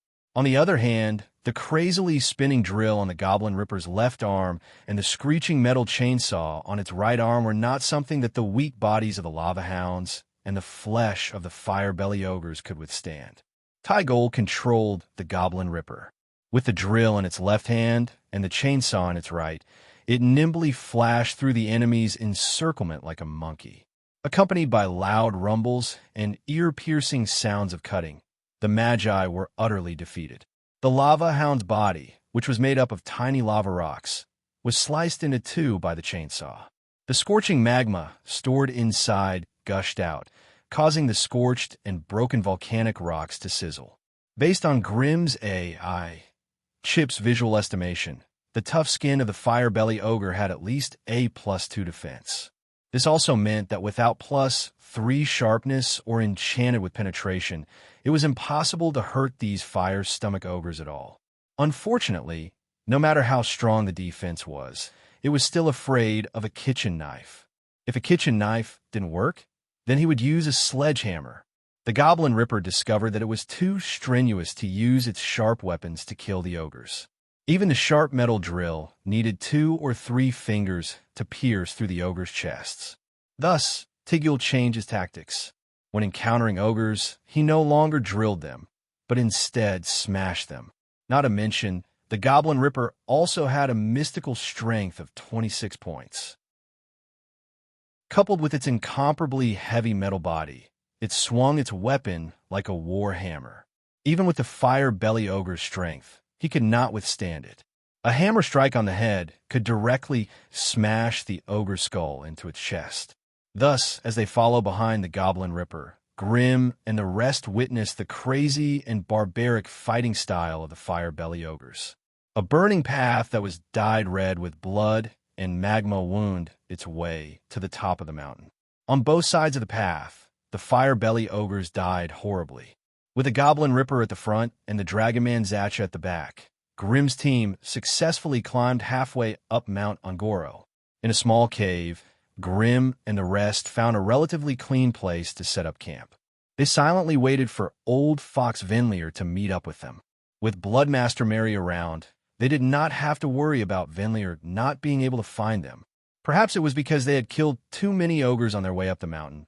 The top of Mount Ongoro was filled with the cries of wolves and ghosts. The furious fire-belly ogres only dared to hide in the distance and curse loudly. They did not dare to barge into the cave and fight to the death with them. In the latter half of the night, perhaps they were tired of cursing, the fire-stomach ogres dispersed angrily and ran back to their smelting caves to sleep. The night in the burning steppes was no different from the day. Although the sky had dimmed a little, it was still dark red and chaotic against the contrast of the flames and magma that burned half of the sky. After setting up some warning spell formations at the entrance of the cave, Grimm and the rest began to rest. With their strength, they would not feel tired even if they did not eat, drink, or sleep for a few days and nights. However, in this terrifying environment where danger lurked everywhere, it was best to maintain their peak condition at all times. After fighting for half the night, Tygol, who was riding the Goblin Ripper, was already exhausted. He did not have the abnormal spiritual force and vitality of a magus. Using a Grade 2 metal equipment with his Grade 1 strength was extremely taxing on his stamina and spiritual force. After keeping the Goblin Ripper back into the puppet amulet, Tygol hastily ate something and filled his stomach with water. Only then did he wrap his cloak around himself and fall asleep. Though the entrance of the cave was sealed with a flame barrier, the roiling heat waves outside could not enter. However, they were in an abnormally active volcano after all. The rumbling sounds of magma flowing underground were incessant. Every now and then, there would be a slight tremor in the mountain. To be able to smoothly fall asleep in such an environment was enough to prove just how exhausted the gnome Tigulu was today. The duty of keeping watch was naturally given to the hard-working dragon man Zacha. Grim leaned against a rock, silently closing his eyes to rest. Here, he naturally could not enter a deep meditation. He could only rely on closing his eyes to ease his tense emotions. In this expedition to slay the dragon, he had brought along almost all the elites of his family. With such strength, he had a high chance of successfully slaying the Grade 2 fire dragon. However, the world was always so unpredictable. Any small mistake could lead to a terrifying situation. With the Crimson family's current situation, they could not afford to make any mistakes. Unlike the time when the Crimson family hid underground and concealed their strength, the rise of Grimm and the Crimson family had successfully attracted the attention of many Magus families. At this time, if the main force of the family suffered heavy losses, those hungry wolves would naturally not let go of the best opportunity to attack the Crimson family. As for the enemies hidden in the shadows, they would swarm over and use the flesh and blood of the Crimson Magi to nurture and strengthen themselves. Hence, the pressure on Grimm was far greater than before. Almost every step he took had to be carefully thought out, and he had to plan a reasonable response to any situation that might arise. Just as Grimm's mind was in turmoil, the night wind outside the cave made light sounds of flapping wings. Immediately after, the alarm spell formation at the cave entrance was triggered by someone. A moment later, Old Fox Vinlier and Blood Knight Soros walked in from outside, looking travel-worn. Dragon Man Zacha, who had been quietly standing at the entrance, glanced at them with his sharp eyes, then turned his body to let them in. It was obvious that Vinlier and Soros did not have a good time in the burning steppes these days. Apart from their weariness, there were even some burn marks on their bodies that had yet to disappear. Even with the powerful healing abilities of the vampires, they could not recover from their injuries. From this, it could be seen that the creatures here were much stronger than those in other regions. Go and catch 2 ogres alive. Grimm gave a simple order. Dragon Man Zacha hummed in acknowledgement. He raised his warhammer, grabbed his spear, and rushed out of the cave. With the density of flame-bellied ogres in Ungoro Volcano, he could easily catch 1 or 2 by rushing into any cave. Hence, there was a sudden burst of battle cries and roars from the ogres not far away. After a moment, there was no more sound. At the entrance of the cave, the light suddenly dimmed. Dragon Man Zacha carried a flame-bellied ogre, whose face was covered in blood, and strode into the cave, throwing them heavily in front of the few vampires. Let's recover first, Grimm said calmly. The 2 vampires hesitated for a moment, then looked at Mary, who was lying quietly in a corner of the cave. With a slight nod of approval from her, they lay on the necks of the 2 flame-bellied ogres, gulping down the spicy blood that stung their throats. To be honest, the blood of the flame-bellied ogres did not taste good. It was not on the list of foods that the vampires consumed. The blood of the flame-bellied ogres was bitter and fishy, not as sweet and mellow as the blood of the forest elves. However, in such an environment, they had nothing to complain about. After all, recovering and preserving their lives was the most important thing. You've been here for so long. Did you get any new information? Grimm asked softly. As the leader of this expedition, he could not help but be concerned about such questions. After all, the last information he got was from a month ago.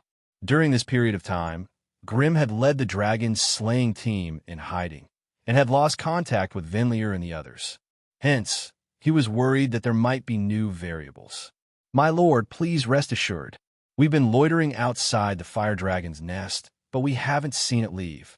In order to not have any gaps, I've arranged for a blood knight to keep an eye on it.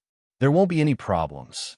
Based on the time, the fire dragon should have recovered from its injuries in the Stoneclaw Mountains. However, these dragon lords have always been lazy and sleepy. It's not strange for them to sleep for 2 to 3 months at a time. As if he knew what the head of the family was most concerned about, the old fox Vinlier opened his mouth and gave Grim a reassuring answer. All the elites of the family had come here for a long-distance raid. If the fire dragon wasn't at home, then it would be a joke. With the current situation of the Crimson family, the absence of the main force of the family for a long period of time could easily lead to unnecessary trouble. In a situation where they didn't have any information, Grim couldn't lead a group of elites to wait here. Hence, Grim's uneasiness was mostly because he was worried about such an unexpected situation. Chapter 731. The fire dragon Bamuz lair was 300 miles away from Unravel volcano. To reach there, they would have to pass through the camps of the Dark Iron Dwarves and the Blackrock tribe. In the endless lava hills of the Burning Steppes, due to the lack of necessary cover, it was extremely difficult to sneak into the dragon lair without being noticed by the natives. Hence, after a short conversation with Winlier, Grim finally decided to make a detour to the Ironstone Highlands and pass through the territory of the Dark Iron Dwarves to reach the dragon lair. They rested for the night. The next day, at daybreak, Grim and his party set off, leaving Unravel volcano under the ferocious gazes of a large group of fire-bellied ogres. With the old fox Winlier as their guide, the party moved at a much faster pace. They first headed north, and when they could no longer see Unravel volcano, they suddenly turned northwest following the Fire Plume Mountains. They then passed through the abyss of Lakel, passing through a terrifying nest of Akara beetles, before slowly approaching the Black Iron Tower occupied by the Dark Iron Dwarves. Although the Dark Iron Dwarves had the word dwarf in their name, their appearance and personality were worlds apart from the dwarves recorded in history. They were not as gentle and kind as ordinary dwarves, nor were they as hospitable as ordinary dwarves. These fellows who live in the Black Iron Tower, forging and refining dark iron magic gold with all their might in the scorching hot underground furnace, were also short, with a face full of beards and powerful muscles. However, they were extremely violent and cruel. They would often insert bundles of dark iron bombs into their bodies and ignite them, before charging forward in a frenzy to self-destruct. That's right, in this plane of Lance where magic ran rampant, these dark iron dwarves still persistently use dark iron bombs to mine in the mountains, constantly improving their guns and cannons. Hence, when Grim and his party approached the Black Iron Tower that stood between two tall mountains, a dull boom rang out.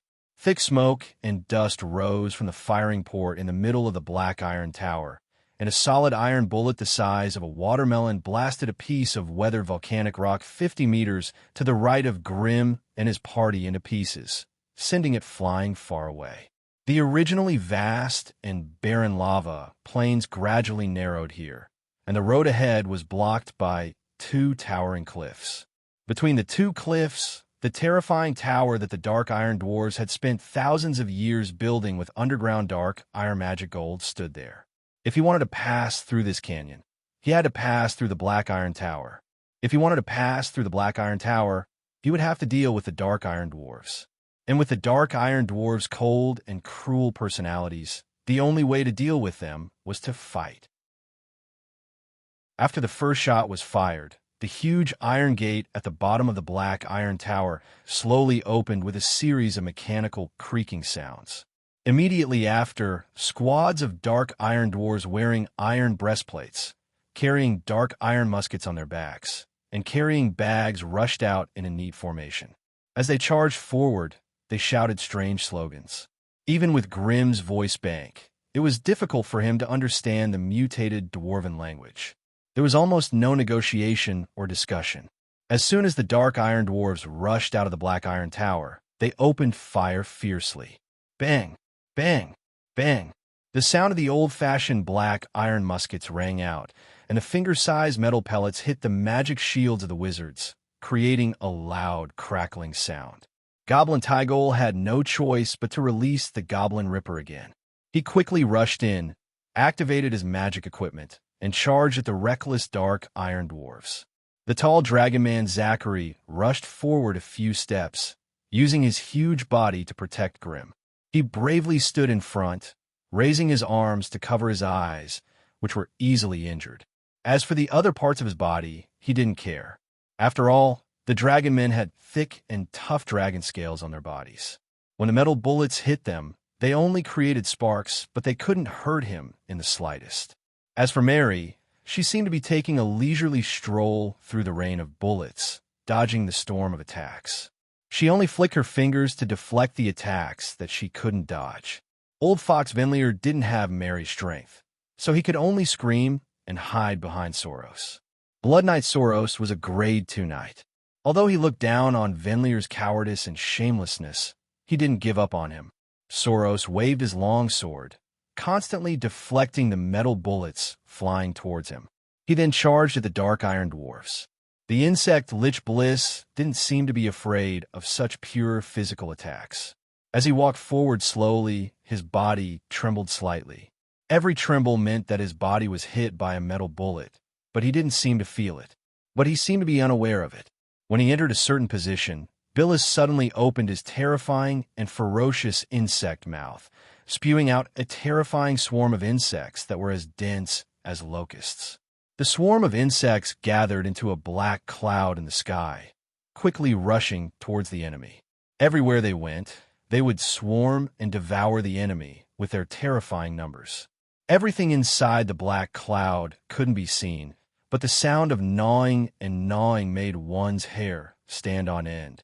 In the past few days, Bliss had already digested and absorbed the knowledge Crystal left behind by Ender. Thus, he was now able to transmit the poison attribute to every individual in the swarm.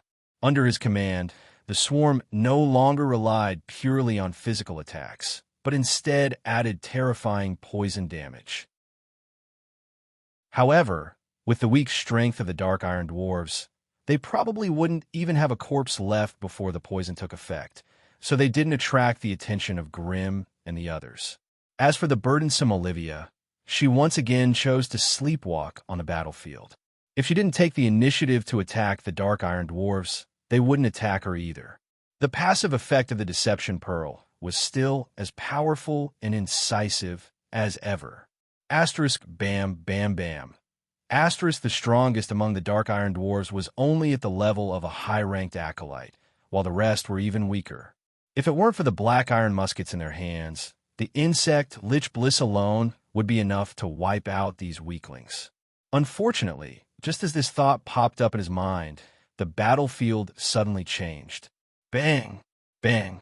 Bang! A series of deafening booms rang out, and huge explosions and smoke rose into the air, forming terrifying mushroom clouds in the distance. The Goblin Ripper that had just charged into the Dark Iron Dwarves and was slaughtering them immediately rushed out of the pillar of dust, its face covered in dirt. Seeing how it stumbled and stumbled, it seemed to have been blacked out by the sound waves of the enemy's explosions, unable to distinguish between north and south.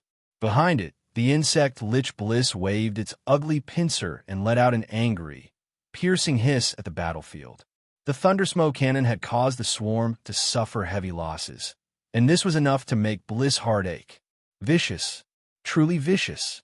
These Dark Iron Dwarves treated themselves as if they were their enemies, and whenever they couldn't defeat their opponents, they would ignite their muskets and charge at their enemies. Although these Dark Iron muskets, with only 160 degrees of attack power, couldn't kill Tigul, who was hiding in his thick metal shell, the violent explosions still caused him to suffer greatly. The hypertoxic insects that had been unscrupulously slaughtering the Dark Iron Dwarves were now dying in droves, causing the insect Lich Bliss to shriek incessantly.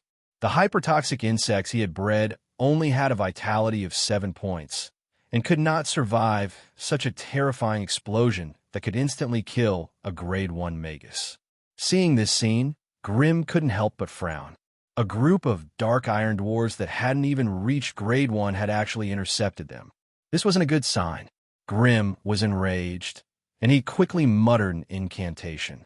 After 10 seconds of incantation, A bright yellow fireball the size of a human head floated out of his right palm. This strange fireball was obviously different from the magma fireball or witchcraft fireball that he usually cast. At first glance, such a bright and dazzling fireball did not bring the slightest bit of warmth. Instead, it gave off a strange, bone-chilling feeling. This was a cold flame magic ball that had been improved by the AI chip, and its attack method was more sinister and vicious. With a flip of his palm, Grim pressed downwards, and the cold flame magic ball silently sank into the dark red rock fragments beneath his feet. 100 meters away, the battlefield filled with smoke and blood was instantly frozen by a strange force of ice. Traces of bone-chilling cold air surged out of the ground, perfectly avoiding the swarm of insects and successfully freezing all the dark iron dwarfs. In the blink of an eye, the bloody and cruel battlefield had turned into a world of ice and snow. All the dark iron dwarves were in all sorts of strange postures with sinister smiles on their faces, but they were frozen in place by a layer of ice that was 3 fingers thick. Due to the quick freezing speed, some of the metal bullets that had just been ejected from the barrel were also frozen, turning into strange human ice sculptures on the battlefield. However, this was the blazing steppes after all, and the temperature of the air and earth was shockingly high. Even a powerful spell from a Grade 2 Magus wouldn't be able to last long. With the erosion of the heat wave, the human ice sculptures quickly melted, but the shattered pieces of ice continued to burn coldly like flames. The moment the dark iron dwarves came into contact with the air, their bodies once again ignited and melted under everyone's gazes. That's right, the bodies of the dark iron dwarves melted together with the ice. With Grim's attack, the remaining 100 or so dark iron dwarves outside the Black Iron Tower were instantly annihilated.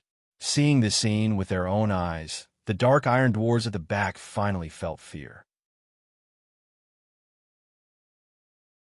Chapter 732.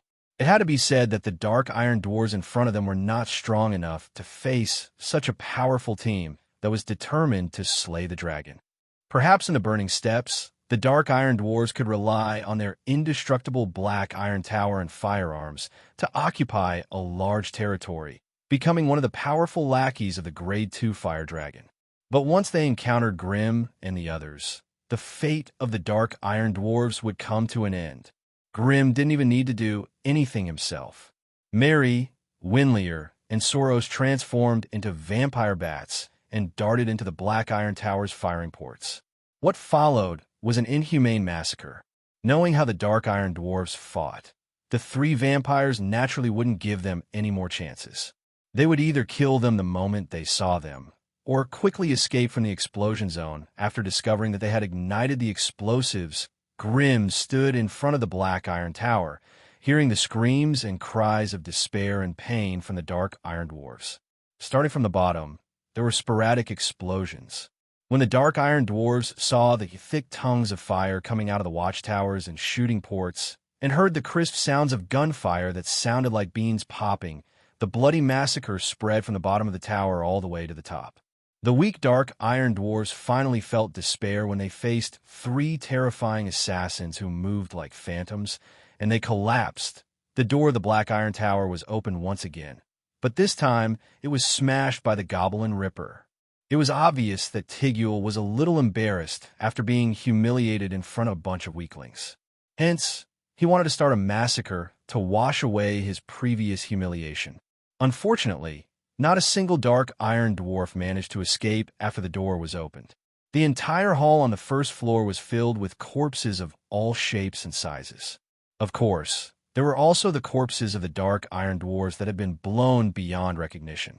On the stone spiral staircase at the side of the hall, corpses were strewn all over the place, their hands still holding onto broken muskets with smoke curling up from them. Pungent black blood flowed down the stone staircase, forming a black lake in a corner of the hall. The Black Iron Tower was built quite high. As the vampires killed too quickly, the battlefield had extended to the upper floors of the tower. Therefore, the crisp sounds of beans popping could no longer be heard in the hall on the first floor. However, the power of the Black Iron Cannon was not small. The entire black iron tower continued to tremble, and dust and iron powder continuously fell from above, filling the place with a strange atmosphere of danger. The high-level dark iron dwarves had also tried to use explosives to blow up the spiral staircase to stop the enemy's attack. Unfortunately, this trick might work against ordinary enemies, but it was a bit like digging their own grave to use against wizards. Since he couldn't walk up the stone stairs, he would walk out of the tower. The vampires rushed out of the tower, flew to the upper level, and then rushed in through the ubiquitous watchtowers and firing ports. This time, the dark iron dwarf's only escape route was blocked, and he could only stretch out his neck to be chopped off. Many dark iron dwarves had no choice but to roar and ignite the incense that was tied to their bodies, and then explode in despair as their opponents quickly left. They couldn't beat them, and they couldn't blow them up either. The remaining dark iron dwarves were in complete despair, and before the vampires could reach them, they all jumped down the tower in a frenzy. With their small bodies, they could not fly, nor did they have any deceleration devices. They could only fall around the tower and become meat paste. Finally, after 20 minutes, the 300-meter-tall steel tower that had more than 400 dark iron dwarves was completely silent. After a simple and quick search of the entire tower, they found neat rows of iron ingots, steel ingots, and other special metals in the dark iron dwarves' warehouse. Naturally, there was no lack of mithril, adamantine, copper, magic iron, and other rare resources, as well as some valuable magic gems. The Dark Iron Dwarves had hoarded these things to pay tribute to the Fire Dragon Lord, but now they had all benefited Grimm and the others. All the members of the dragon slaying team took some of the gems and resources that were suitable for them, and the rest were taken away by Grimm. As for the large amount of normal metals, they could only be left on the spot. Although Grimm had sealed the warehouse and cast a simple seal on it, it was impossible to waste such a good residence in the wilderness. Once they left, this place would definitely be occupied by the natives who heard the news. When that time came, this place would become the lair of a new regional overlord. So, no matter how many seals they applied, it would be useless. After passing through the Black Iron Tower was the territory of the fiery Maw Draconians. There was no space or environment for other races to live and reproduce in this scorching red land.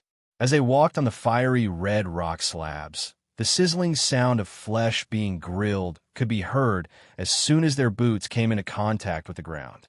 Left with no choice, all the Magi could only disperse some elemental particles to protect their boots. Otherwise, they would have to walk barefoot before they could even walk half a mile. The arrival of Grimm and his party had obviously alerted the fiery Maw Draconians here. Roars could be heard from the crude camp in the distance.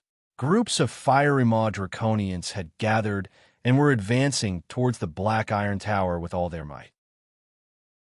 Truth be told, the leader of the fiery Maw Draconians had received the news the moment Grimm and his party stepped into the burning steps. However, this group of foreign races had only been moving around the outskirts of the burning steps and had not shown any intention of invading. That was why the leader of the Fire Maw Draconians only ordered their vassal forces to pay attention to the movements of this group of foreign races and did not really panic. After all, Lance was the private plane of the pure-blooded dragons, and the possibility of a war between the dragon lords was very low. Even if two dragons became hostile, the ones who fought would only be the vassal Draconians or the native forces under them. Going into battle bare-chested to the nest of the other dragon lord had never happened before. That was why the leader of the Fiery Maw Draconians only ordered his subordinates to be on guard. This was already a sign of extreme vigilance. It was a pity that no matter how many calculations he made, he could not have predicted that this group of outsiders would be so decisive and swift. He had just received news a few days ago that a group of outsiders had entered the burning steps, and on the second day, he discovered that they had already crossed the Ungoro volcano, and their whereabouts were unknown. By the time the Fiery Maw Draconians suddenly became vigilant and began to search for the outsiders' whereabouts, the direction of the Black Iron Tower in the distance was already burning with thick smoke signals for help. At that moment, the fiery maw draconians who had been calm could no longer sit still. While sending men to the fire dragon lair to warn, he frantically gathered the draconians that were scattered around the area and assembled a team to rush to the Black Iron Tower. Unfortunately, he was still a step too late. Perhaps no one would have thought that the group of outsiders had used less than 20 minutes to wipe out the entire Dark Iron Dwarves, and then leisurely cross the Black Iron Tower, bypassing the Fiery Maw camp, and approaching the Fire Dragon lair step by step. That was why when the Fiery Maw Draconians rushed to the Black Iron Tower while panting, all he saw was a dead land filled with dwarven corpses, and the enemies were nowhere to be found.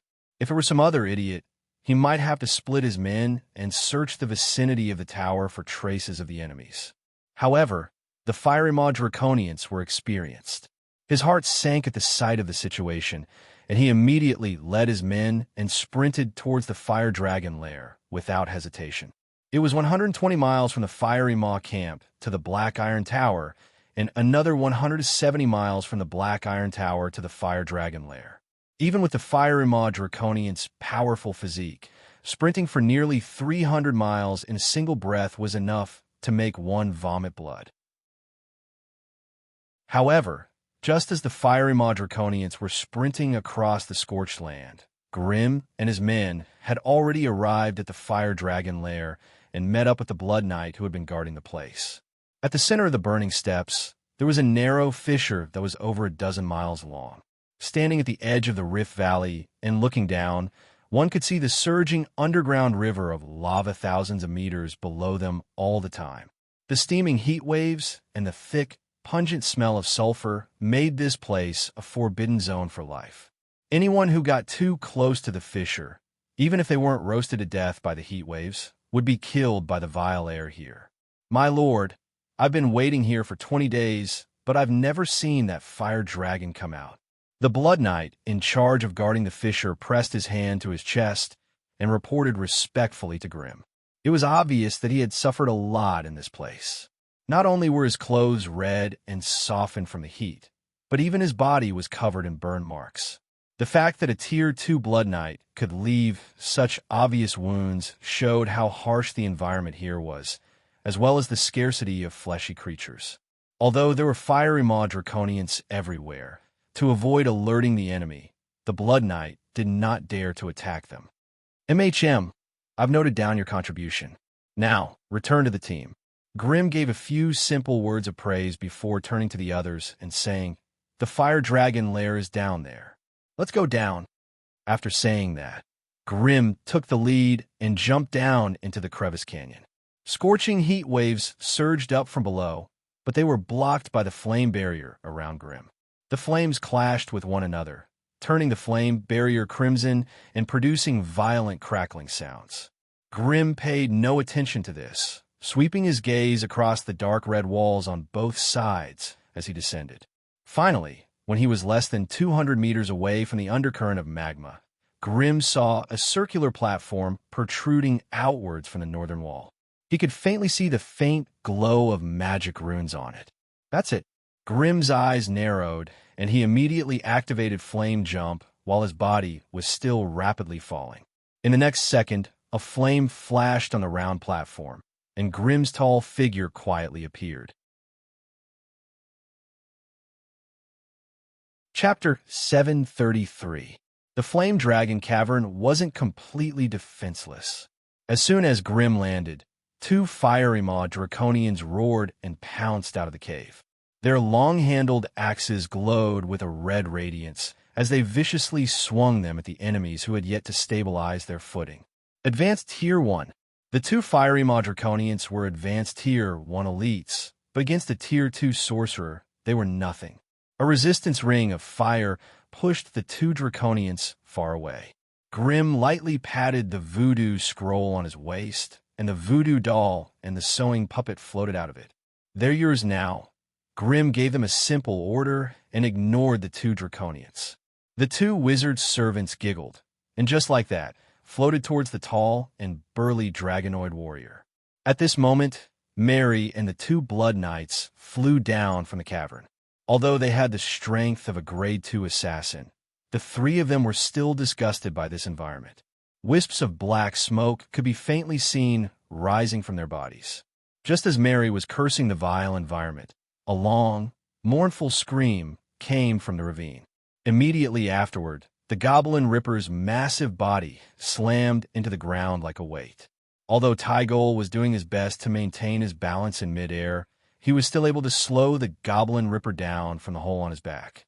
Unfortunately, the air currents in the ravine were chaotic, making it difficult for the Goblin Ripper to control its flight path. In the end, it could only plummet to the ground like a heavy piece of metal. Grim sighed inwardly and waved at the Goblin Ripper that was falling from the sky. A red glow immediately wrapped around the Goblin Ripper's massive body and began to slow it down. When the Goblin Ripper's speed was reduced, the red glow began to move horizontally towards the teleportation platform under the guidance of a strange force. "Thank you, boss. Thank you, boss."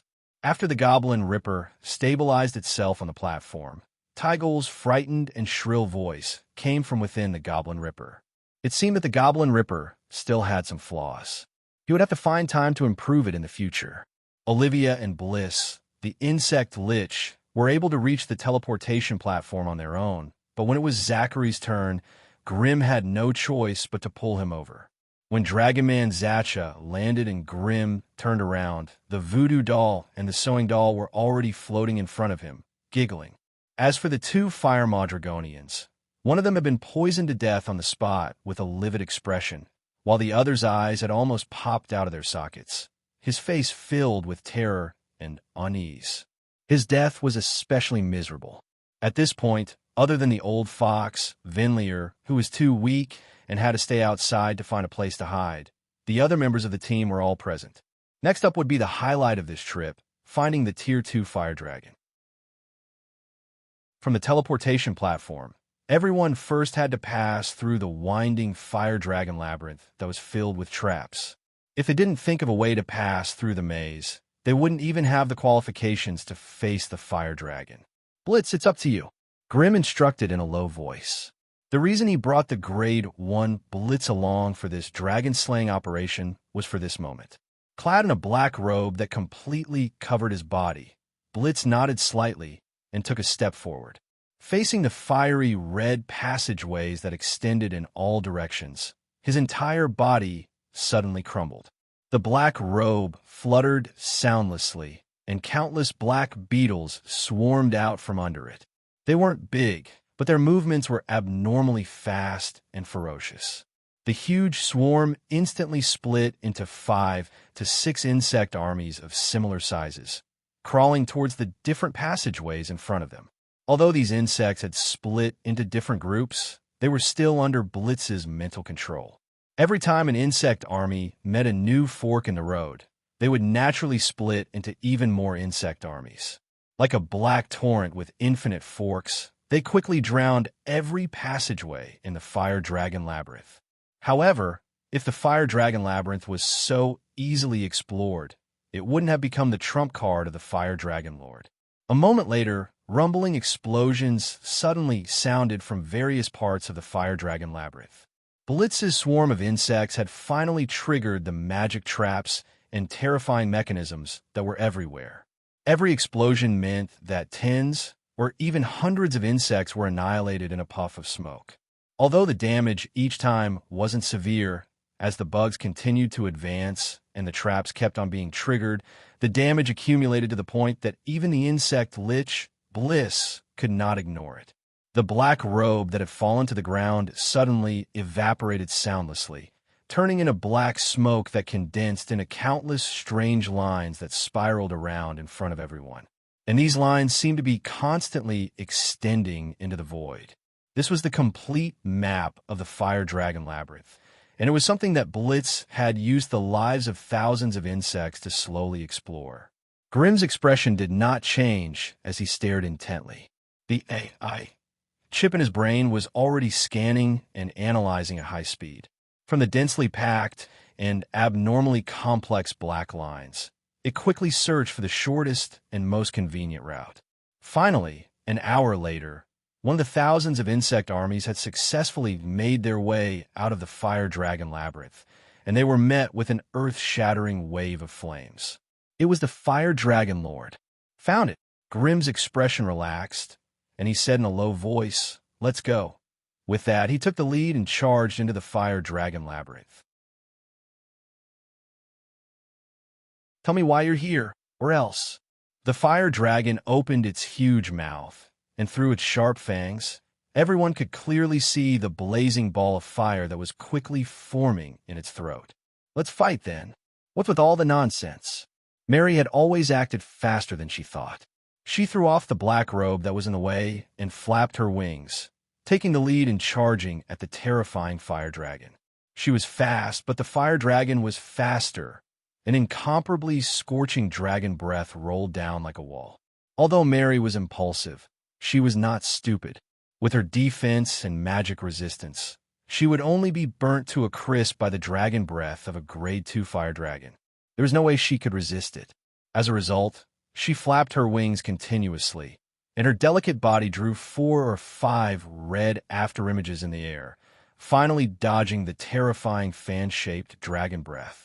Grimm stepped forward without hesitation and extended both his hands forward. A similarly surging stream of blazing flames rushed towards the dragon's breath. Both sides collided fiercely.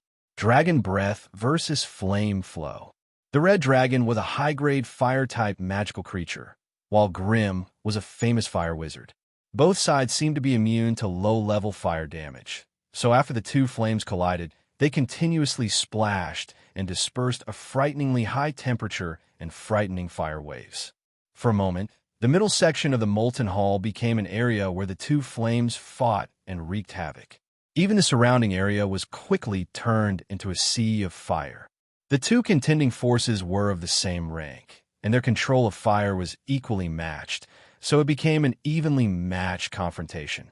However, with Grimm's physique and spirit, it was obvious that he could not fight against such a large number of high-level magical creatures. As a result, Grimm was pushed back by a huge force. His leather boots rubbed against the fiery rocks, leaving behind 2 eye-catching scorch marks. Green smoke curled up from the friction between his boots and the fiery rocks. Damn it, this fire dragon is so strong. Chapter 734. The first wave, Fire Dragon's Breath vs. Fiery Flow. The Fire Dragon won. Grimm's body couldn't help but stagger back under the impact of the 2 crimson flames, unable to hold on. The rest of his companions saw this and immediately rushed over to support him.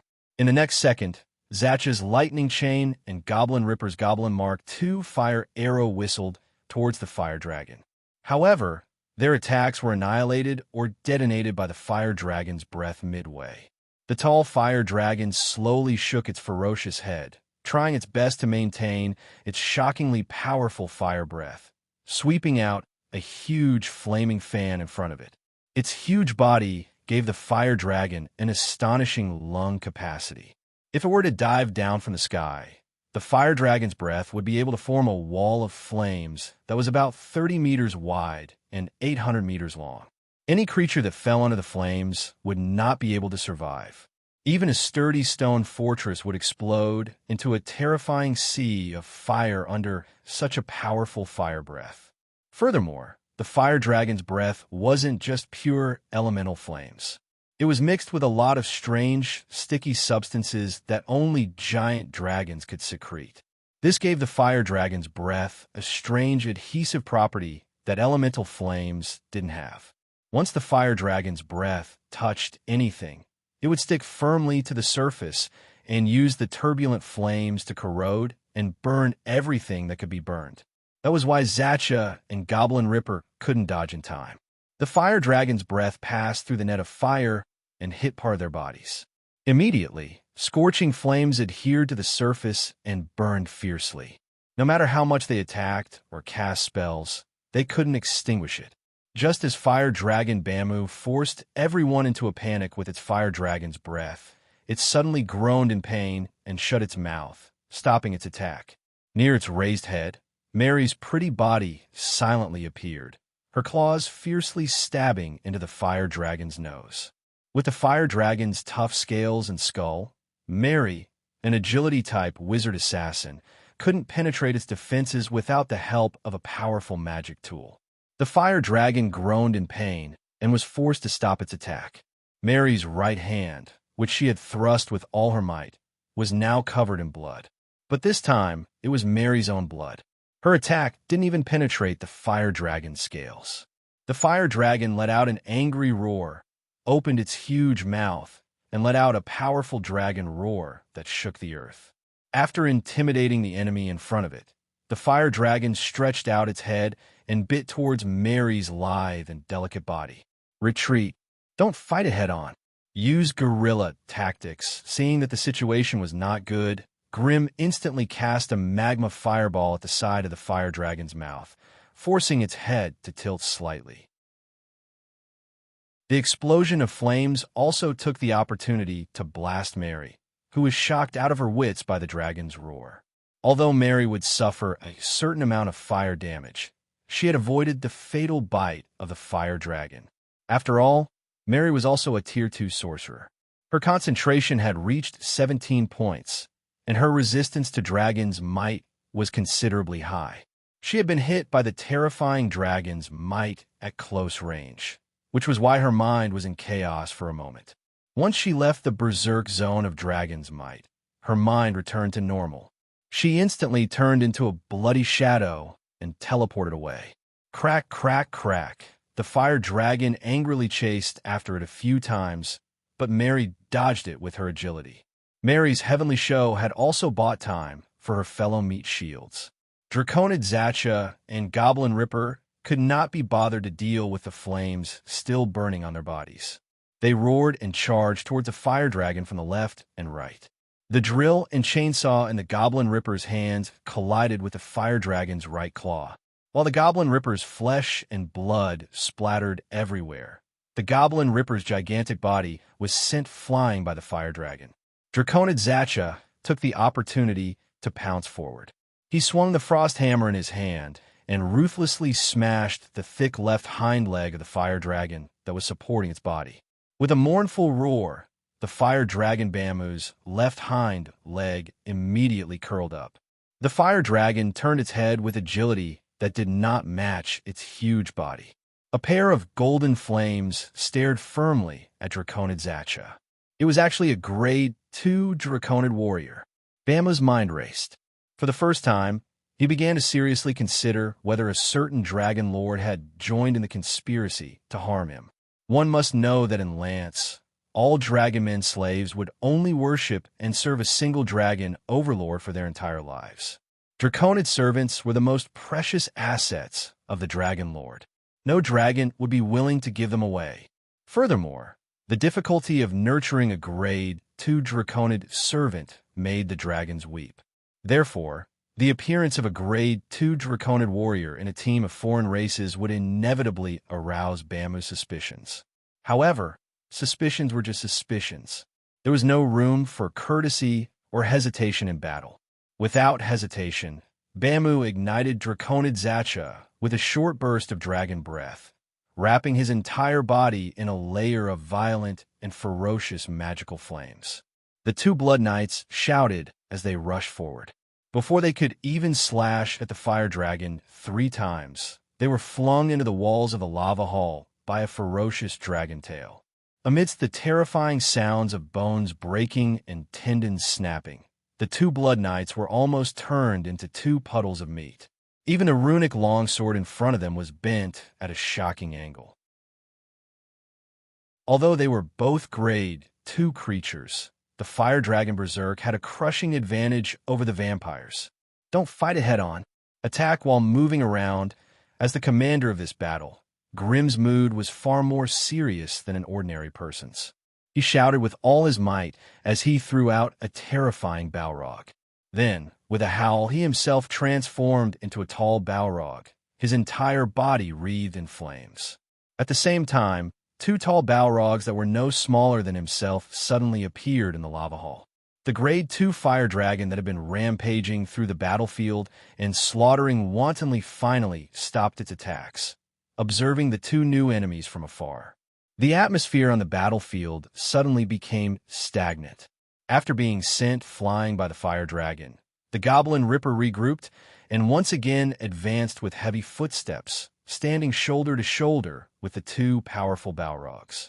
On the other side, Zacha the Dragon Man barely managed to extinguish the scorching flames on his body with the power of violent lightning. He stood up, his body scorched black. The four dragon slayers stood side by side, forming an indestructible iron wall that stood in front of the fire dragon Bammo. Mary flapped her red bat wings and floated down from behind the fire dragon, blocking its path of retreat. As for the two blood knights, they coughed up blood while desperately stuffing potions like blood sacks into their mouths. With a series of crackling sounds of flesh and blood exploding, their broken ribs and bloody internal organs miraculously recovered quickly. For the first time, the fire dragon Bammo's gaze turned serious. He was confident that he could smash any one of the enemies before him into minced meat and roast them into charcoal within half a minute. But once they were united, he would have to pay a huge price if he wanted to win. However, the wealth and treasures that he had spent hundreds of years collecting were hidden in the palace behind him. If he ran away or lost, these treasures would have to be handed over to others. At the thought of this, the fire dragon Bammo's anger soared. Blood filled his eyes, and his entire dragon was filled with a terrifying, fiery killing intent. And so, without anyone urging him, the fire dragon Bammo once again opened his mouth and let out a long, intimidating dragon roar. Then, with a ferocious expression, he pounced towards Grimm. He could clearly see that this evil wizard was the leader of this group of people. As long as he killed him, the threat of the enemy would immediately be reduced by half. In an instant, a group of people and a dragon were entangled once again, and a terrifying battle that shook the entire underground space erupted. The second round of fighting only lasted for a quarter of an hour. The first to be banished from the battlefield were still the two Blood Knights. In the Fairn Plain, they were still invincible in the battle against the forest elves, sweeping through everything before them. But in this cruel dragon-slaying battle, they were the first to be sent flying due to their overly weak bodies. Smack, smack. The two Blood Knights once again smashed into the hard rock wall, leaving two human-shaped marks on it.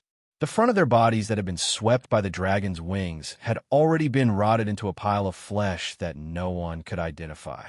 They stuck close to the wall like portraits, struggling to hold themselves up with their arms for a long time, but still unable to get themselves off.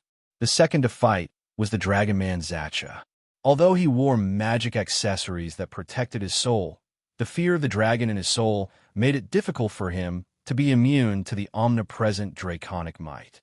Once again, he could not dodge in time, and his soul was shaken by the draconic might head-on. Then, he was ruthlessly smacked away by the heavy and sharp dragon claws. The place where the dragon claws struck was already severely dented, and 3 sharp dragon claws left shocking, deep bloody marks on his body. If it wasn't for the wind spirit armor exploding with a whirlwind tornado to reduce some of the damage, perhaps half of the Dragon Man Zacha's body would have been torn off, and he would have been heavily injured. After tumbling out of the battlefield, the Dragon Man Zacha crashed into the rock wall and barely managed to stop. Without saying a word, the Dragon Man Zacha frantically took out large and small bottles of health potions from his waist pouch and poured them into his mouth with all his might. Ever since he had followed Grimm, he had also learned to use potions to quickly recover from his injuries. If he still relied on his strong body to heal all his injuries like before, then he would not be able to participate in today's battle. Also, the fire dragon Bammo had suffered the crazy revenge of the dragon-slaying team after he had forcefully beaten up the Dragon Man. Grimm's fire core explosion exploded violently in the fire dragon's abdomen, blasting a deep bloody hole the size of a wash basin. Large amounts of dragon blood gushed out, and when it landed on the ground, it ignited a huge sea of fire. The terrifying Balrog charged forward without any hesitation, and used the huge lava sword in its hand to cut off the fire dragon's left wing. The fire dragon roared in pain and bent down, using the hard dragon horn on its head to pierce into the terrifying Balrog's thick chest, twisting it around fiercely. The terrifying Balrog threw away its huge sword and used its thick lava hand to hold the dragon horn tightly, using its own body to wrestle with the fire dragon. The hole, which was originally the size of a water tank, became bigger and bigger. Chapter 735. Ollie, if you don't make a move now, you won't have a share of this dragon. Even in the midst of an intense battle where every second counted, Grim did not forget to roar at Ollie, who was still wandering around the battlefield. Of course, he used a mental message. He had paid such a huge price to invite her over, all for the sake of capturing this Grade 2 fire dragon in one fell swoop. But now that the battle was in full swing, she was still unwilling to make a move. It was no wonder that Grim was so furious. What's the rush? Ollie was still wrapped in her black cloak, drawing circles around the battlefield. If this stupid dragon senses my aura, it will definitely run away without hesitation. With its powerful physique and battle strength, which one of us can stop it? Then what do you want? Grim was practically roaring. Give it some more injuries. It's best if you can restrict its movements. I'll trust you one more time. 30 seconds. If you don't make a move in 30 seconds, our deal will be null and void. Although he was speaking viciously, Grim's hands were not idle either. With a flame leap, Grim appeared behind the fire dragon's huge body. He ducked down to avoid the long tail that whizzed towards him, and started chanting complicated spells as fast as a machine gun. Lava fireballs whistled out like meteors, exploding on the fire dragon's huge flank. With the fire dragon's magic resistance, it was completely immune to the fire damage from the lava fireballs. However, it was not immune to the lava fragments that flew in all directions after the explosion. Hence, Grim's ferocious attacks directly blew away a large patch of dragon scales on the right side of the fire dragon's body, leaving behind bloody holes of varying sizes. Half of the fire dragon's body was also badly mangled. Of course, these were only superficial wounds. Although the wounds were large and the injuries looked serious, they did not injure the truly important internal organs and vital organs. Even so, this attack dealt a serious blow to the fire dragon. Fire dragon Bamu roared in pain, pulling out its burning red horn from the Balrog's chest with all its might. It turned around and chased after Grim, biting fiercely. Grim relied on flame teleportation to escape, dodging the fire dragon's attacks 4 times in a row. However, in the end, he was unable to dodge all of the fire dragon's attacks. He was struck by the fire dragon's fire breath, and his entire body was pushed against the cliff. The fire dragon was so angry that it wanted to continue its attack, but it was blocked by the Goblin Ripper, which was equally berserk. After a few fierce exchanges, the Goblin Ripper was once again sent flying through the air by the fire dragon, which was even larger than the Goblin Ripper's body. As soon as the Goblin Ripper disappeared, Mary, who had been circling around the fire dragon, made her move. With Mary's weak attack power, she probably wouldn't even be able to pry off a single dragon scale. However, with the numerous wounds inflicted by Grim and the others, the terror of Mary's attacks was gradually revealed. Mary's blood-red figure wandered around like a ghost. She took advantage of the time when the fire dragon was unable to defend itself from the attacks of others and rushed to the side of the fire dragon's body. She then injected clouds of blood mist into the exposed flesh of the fire dragon. No matter how high a dragon's magic resistance was, it was impossible to train its flesh to the point where it was impervious to all poisons and acid. Once the blood energy entered the fire dragon's body, it attacked the blood vessels, organs, and weaker organs with all its might under Mary's vague control. Although most of the blood elemental energy would be annihilated and neutralized by the surging fire elemental energy in the fire dragon's blood and body, the damage caused by the blood elemental energy before it disappeared was enough to make the fire dragon suffer unbearably. At this point in the battle, both sides were in a situation where both sides had suffered heavy losses. The fire dragon was surrounded and beaten up by a group of magi in the lava hall, and its injuries were so severe that it made one sigh. Although none of the scarlet magi that Grimm had brought with him were injured, their injuries were not any weaker than the fire dragons. If they continued to fight like this, it would be hard to tell who would emerge victorious. However, at this moment, Olivia, who was the trump card, finally made her move. The moment she made her move, the attitude of the rank 2 fire dragon, Bamu, changed drastically. She flung off the black robes that hindered her, revealing her nimble assassin attire. Olivia's figure flickered, and she rushed towards the fire dragon. Even in the most intense moment of the battle, Fire Dragon Bamu paid attention to the changes on the battlefield.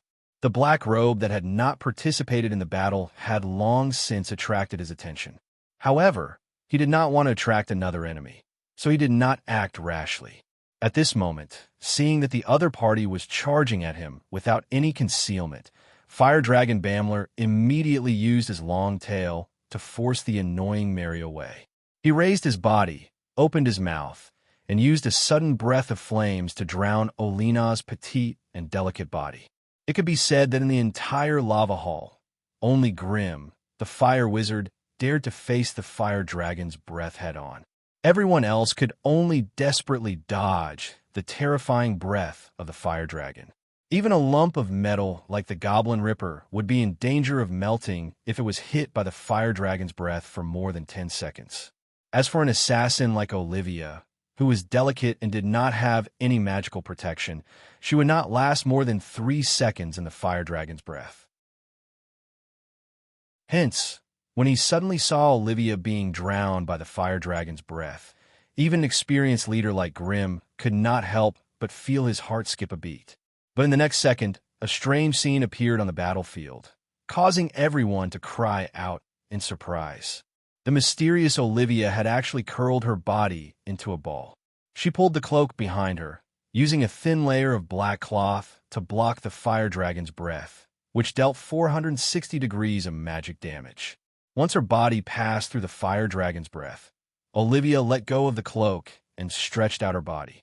She reached for the 2 dragon tooth daggers at her waist. Olivia and Mary both walked the path of high agility, which meant that their strength and vitality could not be too high. With such weak strength, it was unrealistic to think that she could pierce through the fire dragon's scales with a pair of daggers. But to everyone's surprise, the same close-range assassination attempt ended in Mary's defeat, and she was forced to flee in defeat. However, Olina acted out of character. The dagger in her hand pierced through the dense dragon scales on the dragon's neck, as if she was stabbing a piece of tofu, leaving a half-meter-long cut on it. The fire dragon Bamu roared in pain, stretching its neck to chase after the agile figure that was jumping around. But Olivia was like a dancing fairy, dodging left and right between the fire dragon's huge fangs with ease. The daggers in her hands were like peerless, godly weapons that could cut through gold and jade. A random stab on the fire dragon's body would leave a bloody hole, and a cut would leave a bloody mark. The once indestructible dragon scales were now as fragile as tofu in Olivia's hands, unable to withstand any of her attacks or touches. The fire dragon Bamu's repeated attempts to bite her were futile, and even his draconic might that had worked 100 times was ineffective against the strange female assassin. As he roared in rage, his nose suddenly sniffed a few times, and his expression changed drastically. Dragon Devourer, you're a Dragon Devourer.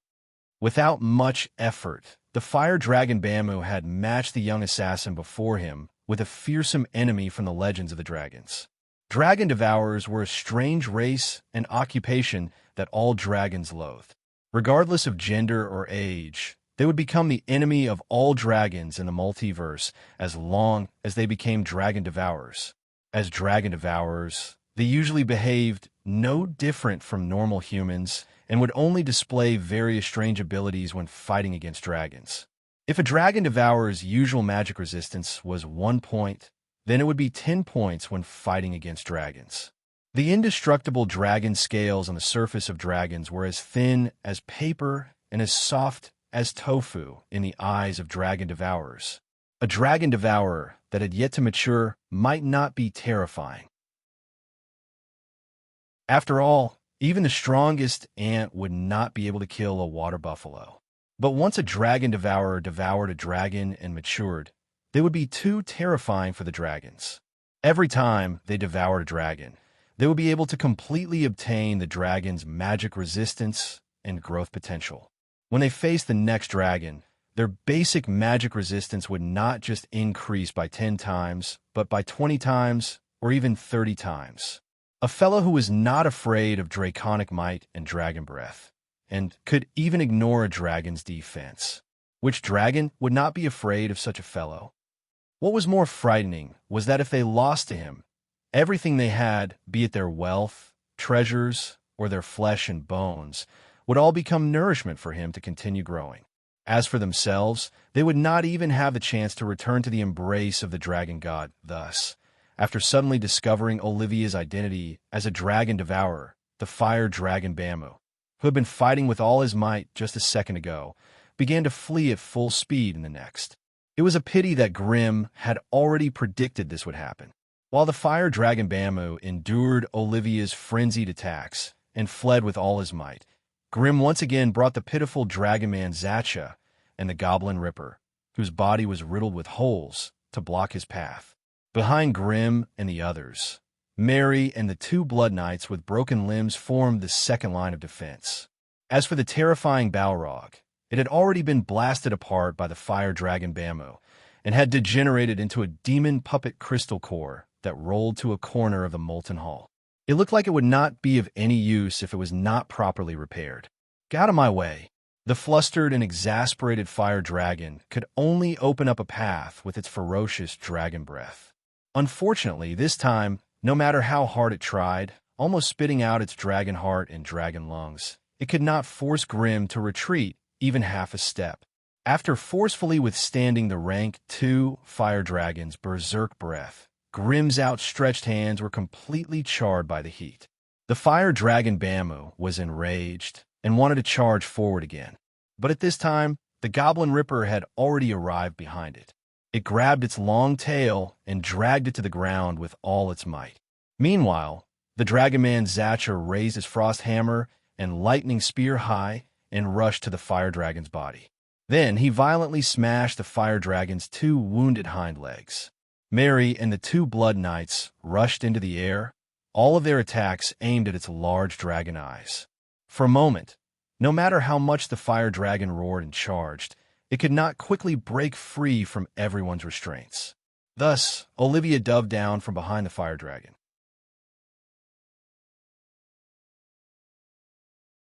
Chapter 736. Bliss stood alone at the entrance of the fire dragon labyrinth. This place was thousands of meters deep, after all, and it was connected to the boiling lava flow nearby. Hence, the temperature inside the cave was shockingly high, and the heat was unbearable. However, the constant roars of dragons and the bone-chilling draconic might within the fire dragon labyrinth caused Bliss's body to tremble uncontrollably. This made Bliss realize once again that there was a huge gap between his strength and that of the fellows on the other side.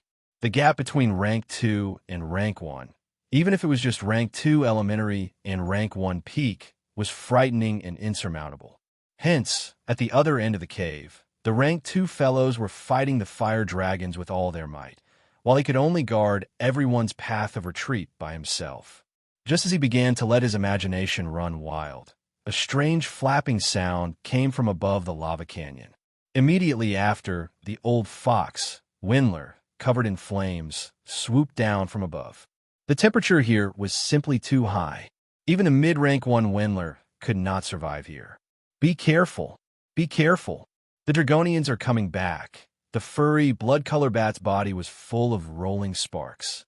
Windler almost crashed into the teleportation platform in a crash landing state. When he returned to his human form, his body was covered in burn marks and blisters of all sizes. From the top of the canyon to this teleportation platform, apart from the so-called teleportation formation, there was also a narrow and dangerous winding path. At this moment, there was a large group of Firemaw Dragonians roaring as they followed the stairs and surged towards this teleportation platform. At this moment, The roars of the dragons could still be heard clearly in the fire dragon labyrinth behind them. Even the entire canyon was trembling violently. From this, one could see the intensity of the battle. Damn it, damn it. The battle isn't over yet. How are we going to stop the Dragonians when they rush down? Just the two of us? Wendler could not help but complain. 4. Bliss's green eyes, hidden under his black robe, did not blink. 4. As soon as Wendler asked the question, the voodoo doll and the sewing puppet floated out of the darkness. They floated in the air and laughed eerily. Although the two little fellows were only the size of a palm, they were genuine level 1 witchcraft creations, each with unique abilities. However, with the addition of the two of them, there were only 4 grade 1 rankers present. Faced with the swarming Draconians, their strength still seemed insufficient.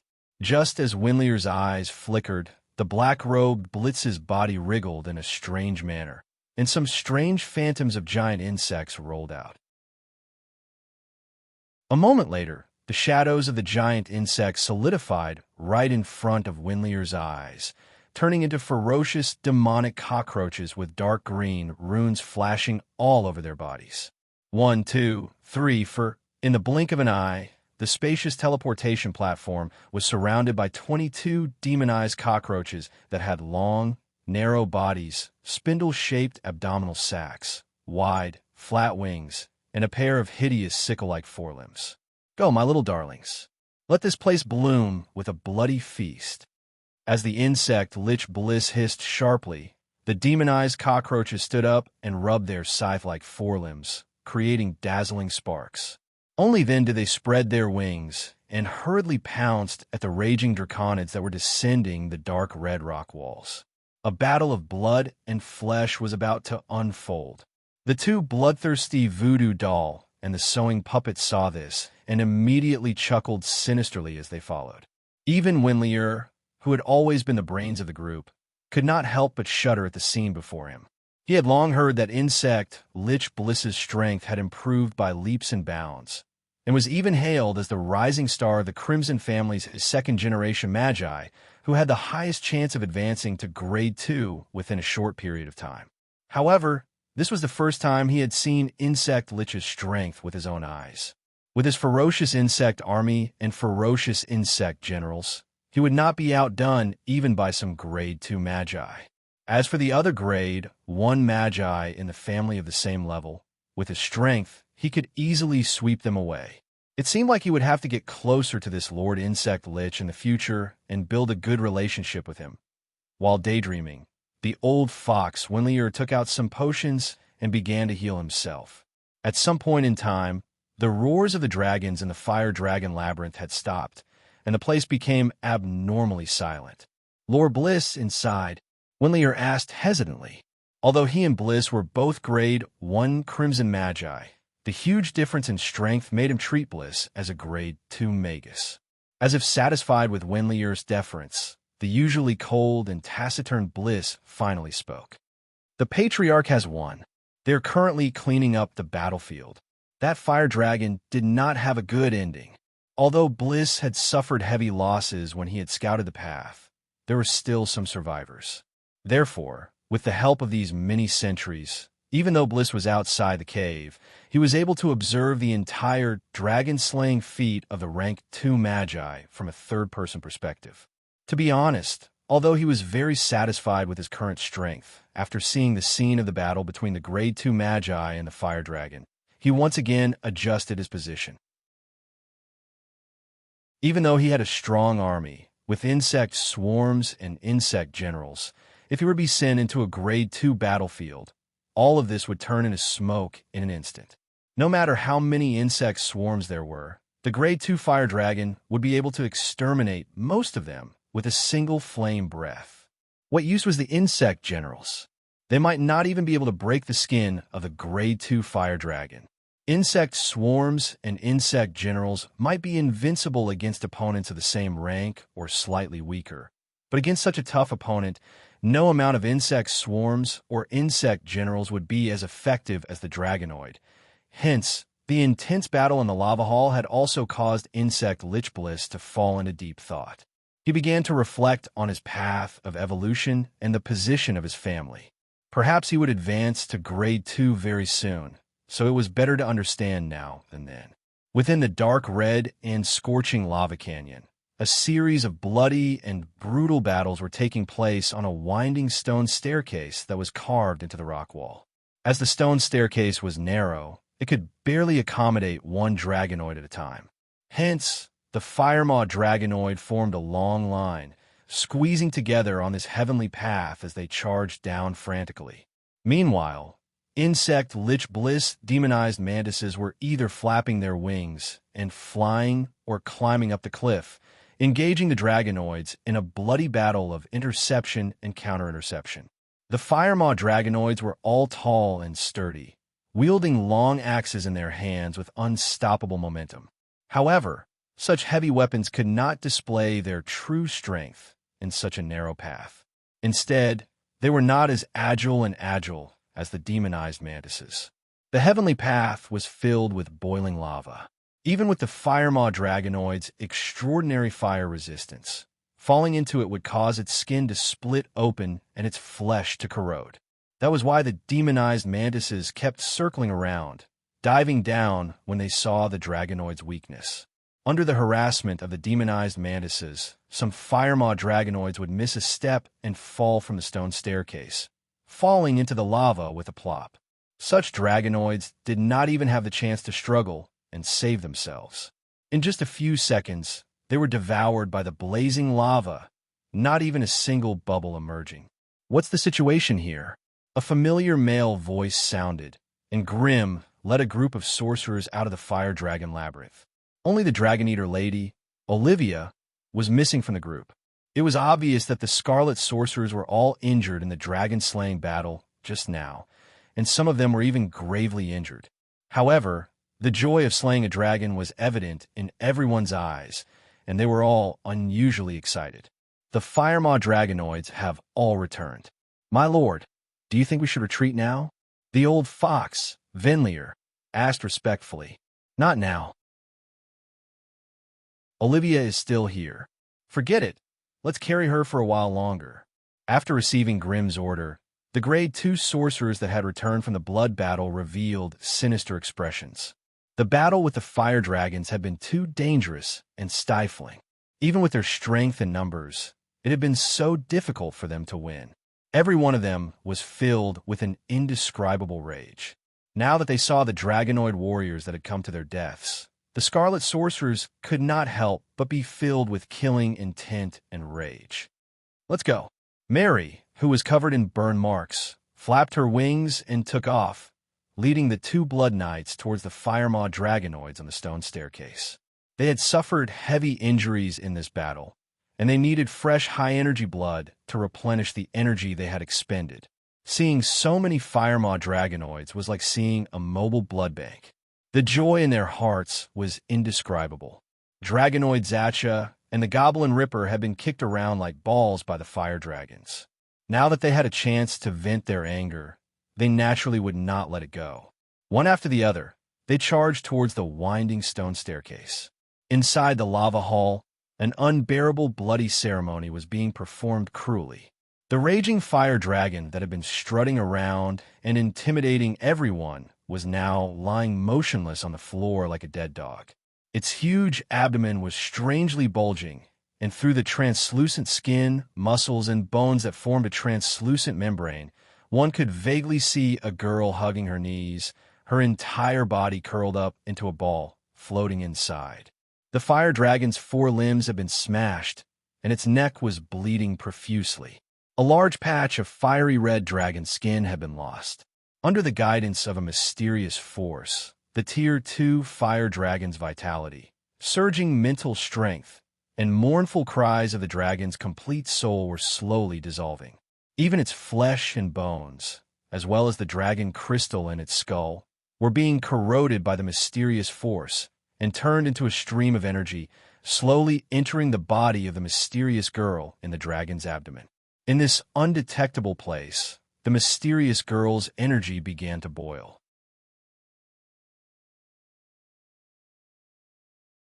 Chapter 737.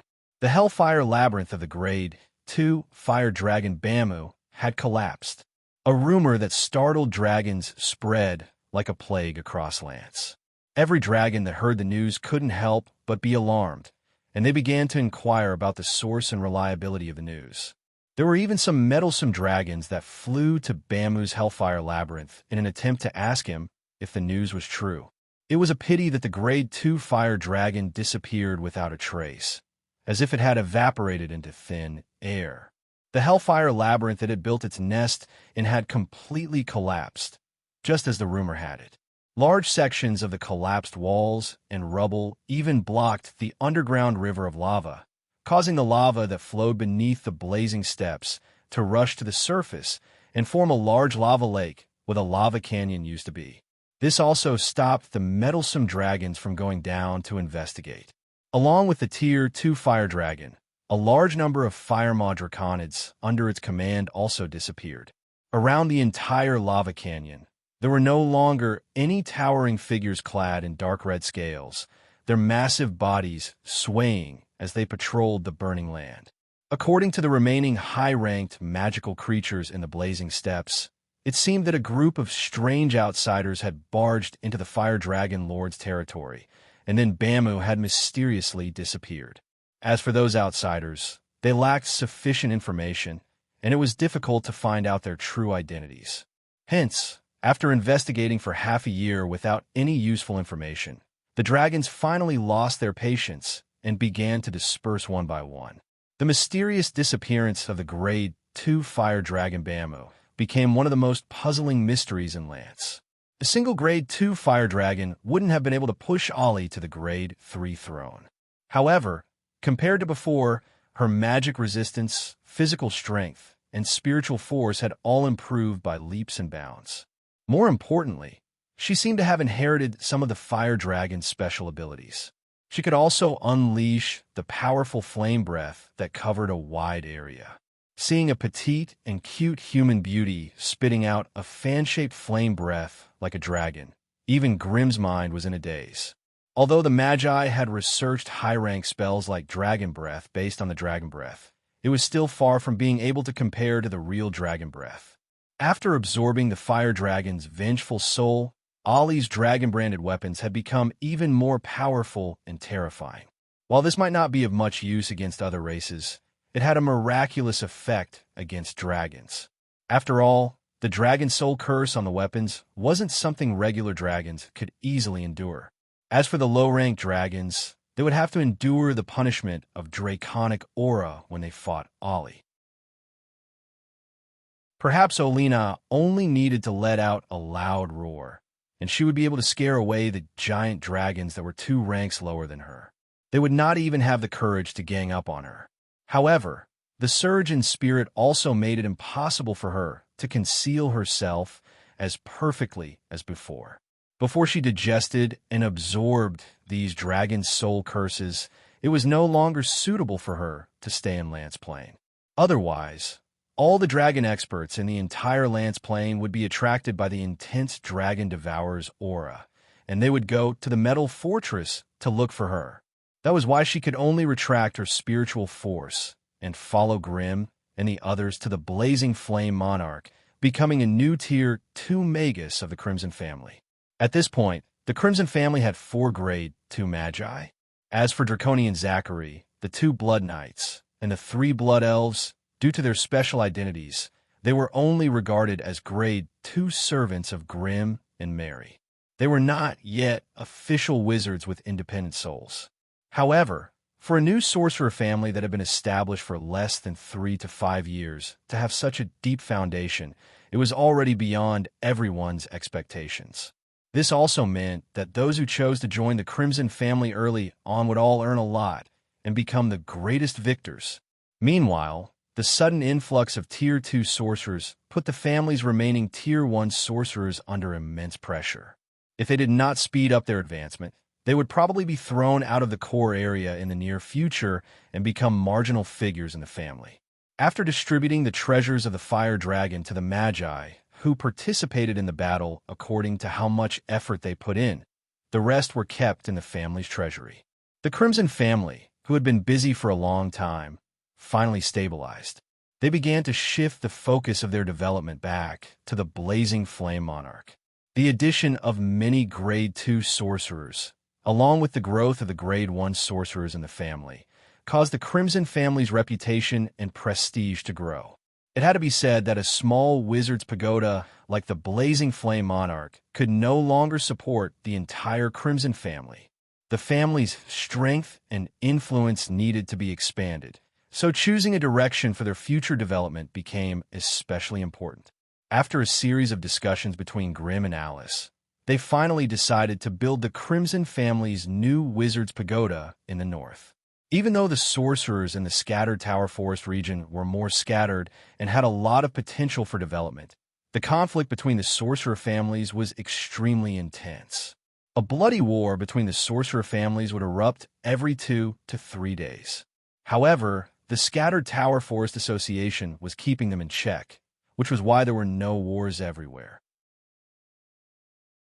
Grimm had always been on the outskirts of the scattered Tower Forest sorcerers, which was why he had not been embroiled in the cruel sorcerer wars. He had later left the Cerubo family and established the Crimson family. He had been trapped in the newly developed Black Forest region, which was why he had not become the prey of the sorcerer families. To be honest, there were many people who wanted to attack the Crimson family, but they were helpless against a group of sorcerers hiding in the Wizard's Pagoda. If the Crimson family had their own territory, manors, and resource points in the center of the scattered Tower Forest, they would have long been snatched by the surrounding sorcerer families. Unfortunately, the Crimson family did not have any of these things. Furthermore, the Crimson family seemed to have no interest in these hereditary territories and resource points. They had not even extended their influence beyond the Wizard's Pagoda. The only known asset the Crimson family had was the small Wizard's Pagoda hidden deep underground, the Crimson Throne. But this was also the hardest to take. Even the Grade 3 vampire family had suffered greatly at the hands of the Crimson Throne. The other sorcerer families naturally had no interest in traveling tens of thousands of miles to take on this tough bone. It was not that the surrounding sorcerer families did not want to deal with the rapidly rising Crimson family, but that they could not find a place to strike. The Crimson family that had not left the Wizard's Pagoda already had countless enemies in the center of the continent. One of the vampire families had a blood feud with them. 2 sorcerer families had a grudge against them. And even their old family, the Cerubo family, had enmity against them. This level of enmity was unparalleled even among the small-scale sorcerer families. Thus, if the Crimson family wanted to expand their influence in the scattered Tower Forest, they would definitely be attacked and plotted against by their enemies. At that time, it would not be worth it to be beaten back with a face full of dirt and dirt. It was because she had considered all of these factors that Alice had suggested Grimm to expand the Crimson family to the north. Even though the witches here were xenophobic, with the support of Alice, the leader of the Destiny Witches, Grimm and the Crimson family had much more room for development than in the center of the continent. Since the direction had been decided, the next step was to choose the location of the family's new territory. Rich and prosperous places had already become the territories of other witches. The territories that were returned to the Destiny Witches were either saline deserts or the borders of the northern lands where magical creatures roamed. Even a top-notch sorcerer family had to be prepared to lose everything if they wanted to start from scratch in such a place. However, Grimm did not care about this. The sorcerer kingdom of his dreams was incompatible with the current sorcerer world. Perhaps only this process of construction from scratch could allow him to find his true path forward. Therefore, after running around in the north for 5 months, Grimm finally decided on a place called the Icewind Territory for his family. Icy Wind Territory. It was located in the eastern part of the northern lands, a land of ice and snow adjacent to the dark forest. There were almost no human villages or towns here, and even the nearest wizard tower was 400 kilometers away. This was originally the territory of the Chilly Winter Witches, but the Chilly Winter Witches were unwilling to return the fertile land in the center of the northern lands. Thus, they gave this 100-kilometer wide frozen plateau to the Destiny Witches. As it was extremely difficult to nurture the Destiny Witches, they did not even have the direct territories under their control. This enclave at the edge of the Black Forest had naturally become a decoration, a barren land with no one to manage it. No witch was willing to set up camp here, and without the powerful protection of the Wizard's Pagoda, no one dared to settle down here. Therefore, Grimm had traveled all over the Icy Wind territory, but apart from a dozen or so hunters who were making a living here, he could not find any other living people. To others, this kind of territory was naturally a bone without any benefits, but to Grimm, it was a good stepping stone for his rise. Therefore, after marking out a piece of land on a high hill less than 5 kilometers away from the Black Forest, the pagoda builder hired by Grimm quickly arrived. Just like in the center of the continent, the tower builder Grimm hired still belonged to the Silver Alliance's branch in the Northern Lands. For the future development of his family, Grimm gritted his teeth and hired the tower builder to build a medium-sized wizard's pagoda. It was a medium-sized wizard's pagoda with 15 floors and all the wizard's buildings and equipment. The cost of building a medium-sized wizard's pagoda was as high as its power and function. The price was so high that it would make one cry. 2 million magic crystals. 2 million magic crystals.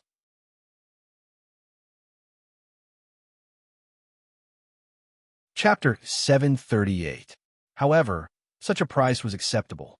After all, Grimm had already looted the lairs of the 4 giant dragons.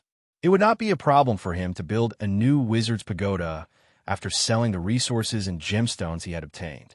Moreover, the materials and resources needed to forge the 2 pieces of the blazing flame monarch had all been gathered during this period of time. Grimm naturally needed to take this opportunity to reorganize his resources and strength. Due to the remoteness of the area and the lack of suitable stone substitutes, the construction of the medium-sized wizard's pagoda took 2 whole months. In order to avoid trouble with the cold winter witches, Alice had specially sent the Ice Woman chef over to supervise the construction. But it had to be said that the Silver Alliance had their own unique expertise in the creation of puppets and the construction of the wizard's pagoda. In the past month, they had sent an endless stream of caravans to transport resources, almost turning the cold and silent Icy Wind territory into a bustling market. The resources they had spent so much effort to transport were all kinds of heavy stones and specially processed components of the wizard's pagoda. The 3 wizards of the Silver Alliance commanded a large group of stone golems, iron golems, and construct puppets. It only took them a dozen days to erect a 90-meter-tall ice tower with a diameter of 300 meters. Yes, in order to fit the environment and elemental characteristics of the Icy Wind territory, they had recommended a tall ice tower for Grimm. The outer layer of the tower was made of ice congealing stone, a special material that could absorb the free ice elements in the air and continuously strengthen the body. This was very suitable for the Icy Wind territory. As the Icy Wind territory was located at the edge of the north, the climate was cold and dry. In a year of December, the temperature would only rise above 0 degrees in July and August. The rest of the time, the temperature would be around -20 degrees. With these convenient conditions, it was estimated that the basic defense of the wizard's pagoda would be able to reach 450 to 600 degrees, even without considering the effects of wizard defense spells and magical energy. If the defense system of the wizard's pagoda was activated at the right time, the basic defense of the wizard's pagoda could reach an astonishing 1,000 degrees. This also meant that even without a wizard of the same level controlling it, a level 3 wizard would not be able to damage the wizard's pagoda at all. More importantly, as a medium-sized wizard's pagoda, it already had the right to control the changes in the environment within a 10-mile radius. Of course, if he wanted to achieve such an effect, the wizard's pagoda would have to expend a large amount of energy, and it might even affect the operation of the wizard's pagoda's other energy systems.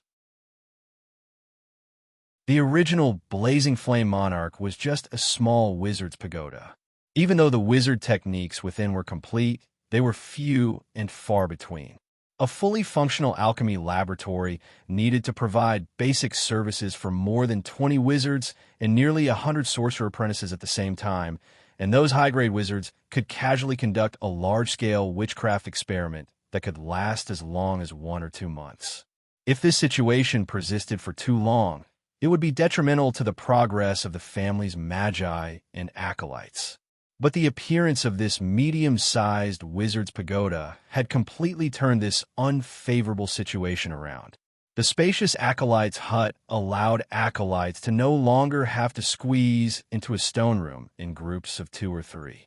The expansion of the tower also provided more space for magi and acolytes to live and move around. The newly appeared family library was also filled with a large number of books, many of which were new knowledge obtained from the other world.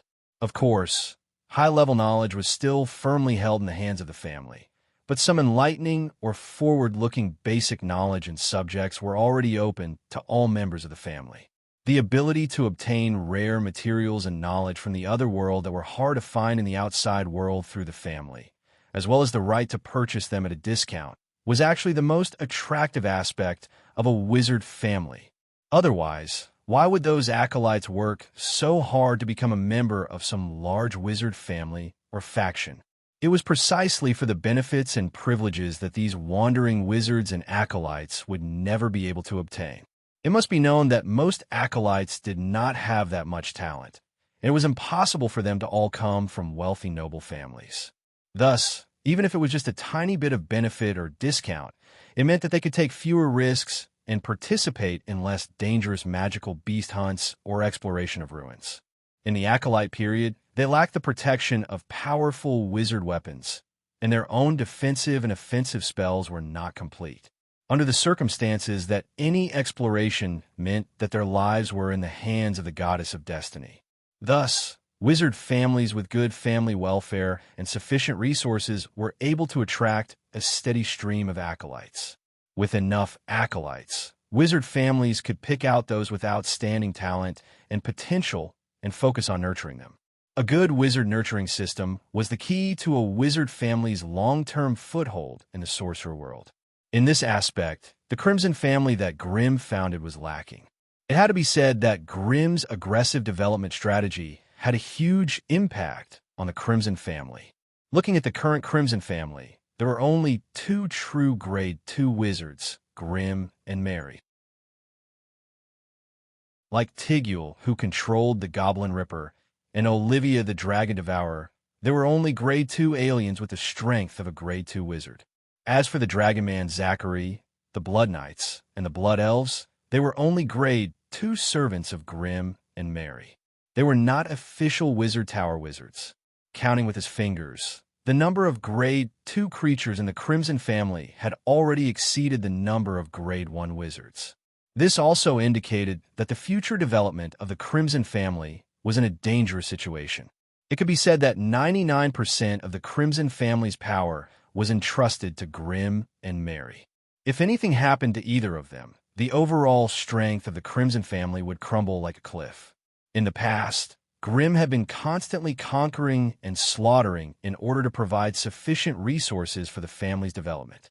Now that he had the Goblin Plane in hand and the Lance Plane in the process of slowly developing, it was time for him to reorganize his family's development framework. The Goblin Plane was the first private plane that Grimm had conquered. With Merrill overseeing the place, there was basically no way for them to cause any trouble. As for this plane, the Crimson family lacked the necessary manpower to develop it in depth, so the Goblin Empire's development was mainly based on the independent development. The wizards only existed as super rulers. After the violent upheaval that affected the entire Goblin Plane, the goblins had fully understood the huge gap between their strength and the wizards. Although he was somewhat unwilling, he could only obediently become the sorcerer's slaves and accept the rule of this group of otherworld sorcerers. The biggest gain that the Crimson family could obtain from the Goblin Plane was the rich mineral resources. It had to be said that as a low-magic world, the Goblin Plane lacked magical creatures and magic resources. However, the reserves of metal and mineral resources were shockingly high. With Merrill as the representative, the Crimson family had adopted a gentler way of ruling the former Goblin Empire. On one hand, they transported large amounts of wizard resources to support the noble goblins who wanted to live a luxurious life. On the other hand, they used unfair methods to exchange wizard resources for large amounts of metal, ores, and special alloys. The giant floating airship that was destroyed in the Farron Plain was built using large amounts of metal from the Goblin Plain. With the current scale of trade between the Crimson family and the Goblins, it would only take half a year for Grimm to accumulate enough resources to build a second floating airship. According to Merrill's data, all the resources that the Crimson family obtained from the Goblin Plain every year were worth 500,000 to 800,000 magic crystals. Of course, if the Crimson family was more ruthless and black-hearted, they would be able to obtain even more resources from the Goblin Plain. However, if that was the case, it would be difficult to ensure the order of the Goblin Plain. Once the goblins started to make a ruckus, the Crimson family would have to deploy a large number of magi to suppress the subjugation crusade. When that happened, the Goblin Plain would become an unbearable quagmire of war, and most of the Crimson family's energy and military might would be involved. Looking at it all, draining the pond to catch the fish would not be worth it. The order that Merrill had established was more reasonable and less laborious. As for the Lance Plain, it had always been Grimm's biggest headache. The magical creatures and giant dragons there were so abundant that it made him want to cry. But with the Crimson family's current strength, they did not have the ability to swallow it all. Hence, rather than saying that the Crimson family had occupied the Lance Plain, it was more accurate to say that they had secretly set up a camp there and would secretly hunt low-grade giant dragons from there. Of course, the risk of hunting giant dragons was much greater than lying around and collecting money in the Goblin Plain. They could not strike consecutively in a short period of time, or else the giant dragon lords would retaliate. However, the profits from a single successful hunt were shockingly high. Taking the rank 2 giant dragons, which were the most numerous in the Lance Plain, as an example, a captured giant dragon would cost around 600,000 to 800,000 magic crystals to be transported to the Magus world. If they encountered magi who urgently needed a giant dragon, the price could even double. Furthermore, this was only the value of the giant dragon itself. But don't forget, these giant dragons are all experts at amassing wealth and keeping treasures. If they could capture its nest in one go, just the worldly wealth, precious treasures, and resources alone would surpass the value of the giant dragon itself. As long as they planned it well, the Crimson family could earn around 2 million magic crystals from hunting a rank 2 giant dragon in the Lance Plain. However, half of the resources and wealth had to be distributed to the magi of the family, and the family could only earn around 1 million magic crystals. Even so, the profits from a single Lance Plain was far greater than a low-magic Goblin Plain. You're tuning in to the Warrior Lore YouTube channel. Don't forget to subscribe and join us on this journey to catch the most captivating stories.